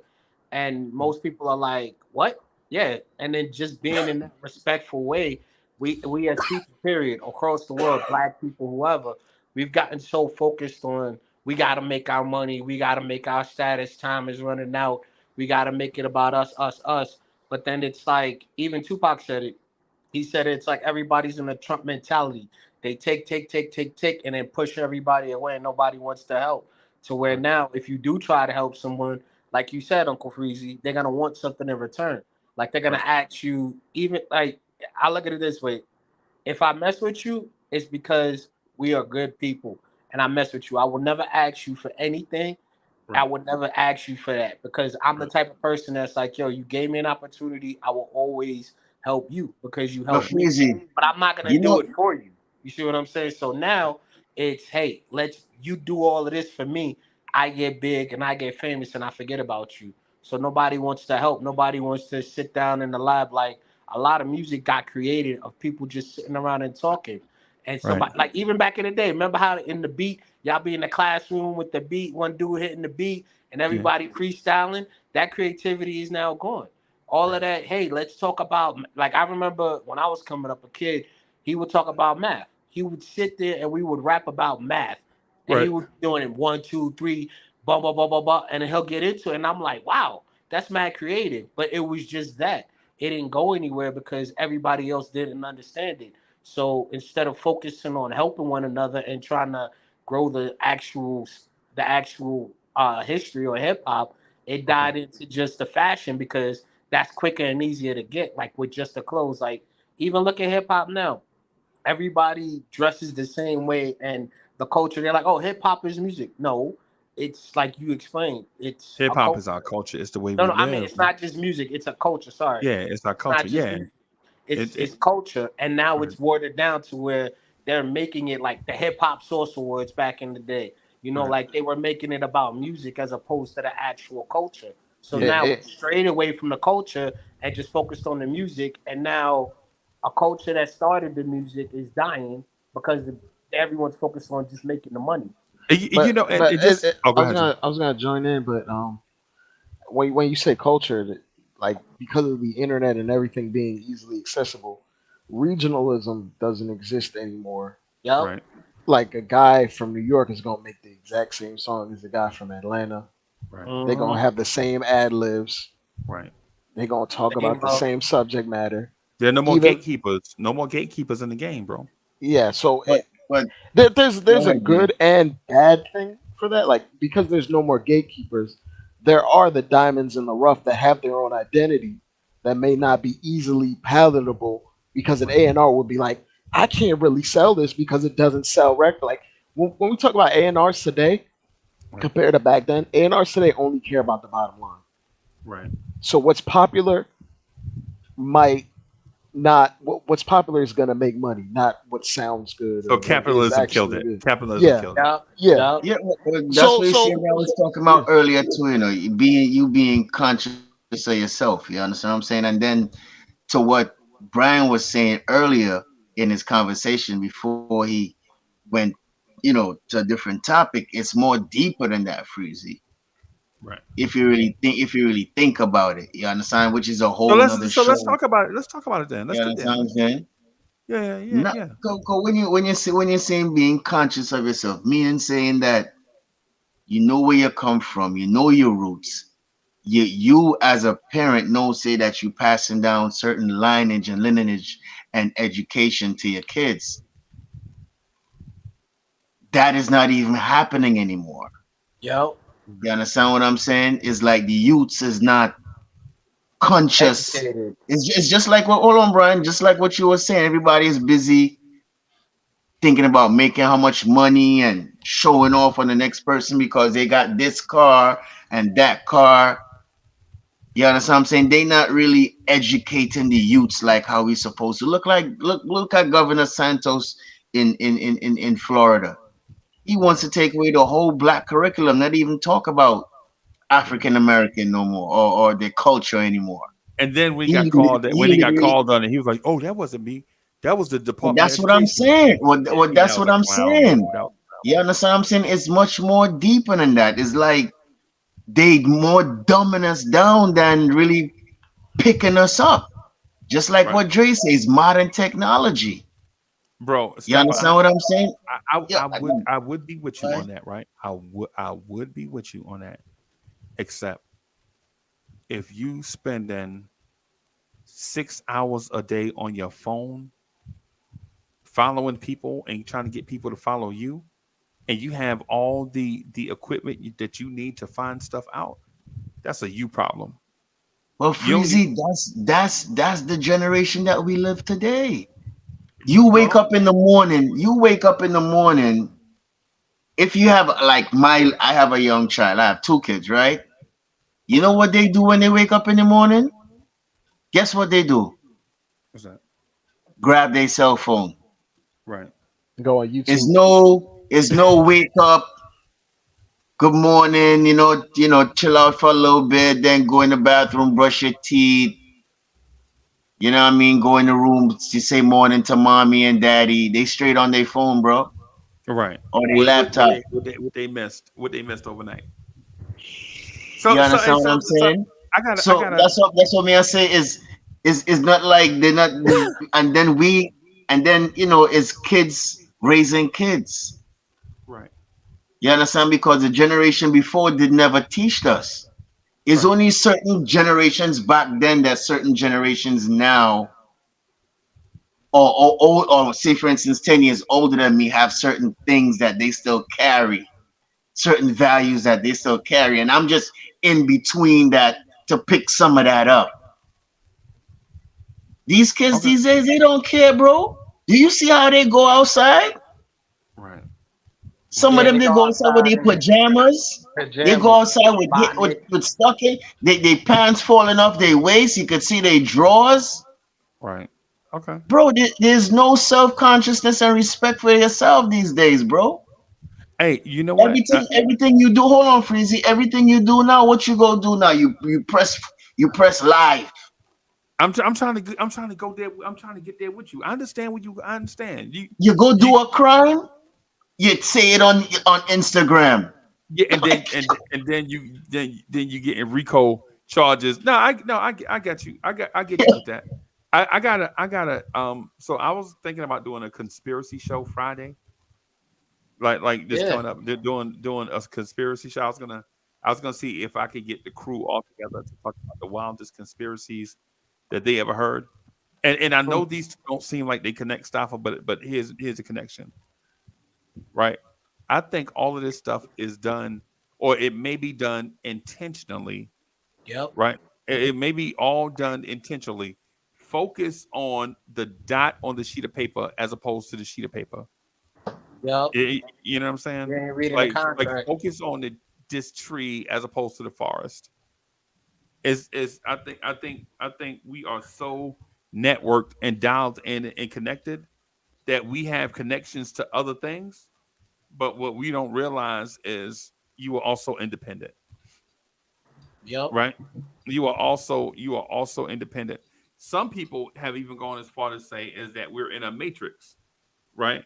That certain things are done in a certain way to keep people from understanding certain stuff. Like Uncle Freezy, real quick. I know you know because you're older than me, and I'm also from that era. Uh, what was it? Britannica, The yo, when encyclopedia. the encyclopedias, all of that, the libraries, the Yeah. way to find information, yo, you had to go ahead and cite it, word cite it. You had to do all of that to find out just for a book report.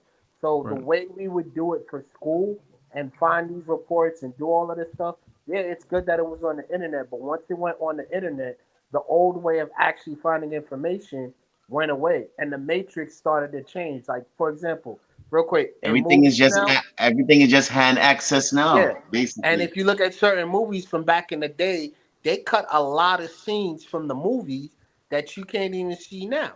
Like stuff that used to be fun, stuff that used to be good to control what's going on and change the times. And it's sad because the way I grew up, man, for me to do a book report, it took me 2 weeks. I had to sit in the library, find the book, look at the code, make sure I cite what I did all of that, and all of that programmed my brain to allow me to gain knowledge to where when I'm now older, if I pick up a book, I know what I'm reading. Kids now, Okay. because it's all digital, they just got to click on the website. Everything's fast. Everything's so convenient. So they don't take time out to actually, how do I say this? They don't take time out to actually They're not appreciate gonna the work. read, but they're not Easy. gonna Yeah, be. You They're remember? not gonna, You they're not gonna remember one read. time we used to do like Cliff critical Notes. thinking? Right. Yes. Or debates. Like debates. Oh my God. Debating. Stopper, you remember how I used to challenge people on Lawrence Tears, try to make Oh them think man. critically about Yeah. stuff Yeah, That, instead of just thinking about surface yeah. level stuff. yeah. And That's then the stuff I'm talking write about. it down or solve the issue or whatever may be the case. Yeah. Is nothing like that now, yo. Everything is just there. And then if you look at it, There's no hold on. There's no working for it these days. It's all gimme and with their hand out. Right. and what I was gonna say is when you doing all that hard work and you looking like book reports and all of that, what ends up happening is that it's embedded in your memory to where now you have knowledge to where you can use later on. Like if you remember history classes and stuff like that, that's because of the reports and the dedication you put into it. You may have gotten a C or whatever on it, but the fact that you put all that work into it, you spent 2-3 weeks on something, your mind is gonna be stuck on it because you're constantly seeing it, as opposed to hitting YouTube shorts and every 5 minutes or every 5 seconds it's a new video, and before you know it, you done wasted 7 hours of just watching videos doing nothing, as But opposed to you know picking what up you're a doing book. though? You know what you're doing, BT? Nah, You're collecting data and processing stuff. you're becoming a computer but who's controlling the stuff you're processing? Right, right. And your processor is operating at a lower speed because all the Mm-hmm. analytics of stuff has been taken out by an algorithm. An algorithm is going to show you a bunch of like stuff. Like if you click on one racing video, like if you like Mm-hmm. one racing video, now the algorithm is sending you. That's how few people find Lawrence Tears. Like they watch Knicks fans TV, right? And then next thing you know, Lawrence Tears is showing up, or vice Yeah, versa. all I ain't your gonna lie, that's how I all found your you guys. basketball stuff, Yeah, Right. I Now typed in the basically. people basketball, don't you have to guys search. popped up. Yeah. But guys, I got to get out of here, I was All just man. about to say I gotta go too. Yeah, right. thank y'all for. I gotta do this conspiracy theory show, bro. Okay. Now that I done talk to y'all, man, I think I want to maybe move it up to earlier in the week. You know Okay. what I'm saying? Yeah, it I'm So all here. stuff. depends on my schedule, Freeze. You know, I'm always working, so Yeah, it all yeah. depends on You Yeah, in Jamaica with 12 jobs. here in Jamaica with 12 jobs. my Yeah. What'd you say, Freeze? I'm not gonna bring a conspiracy theory to the table. I just want to moderate.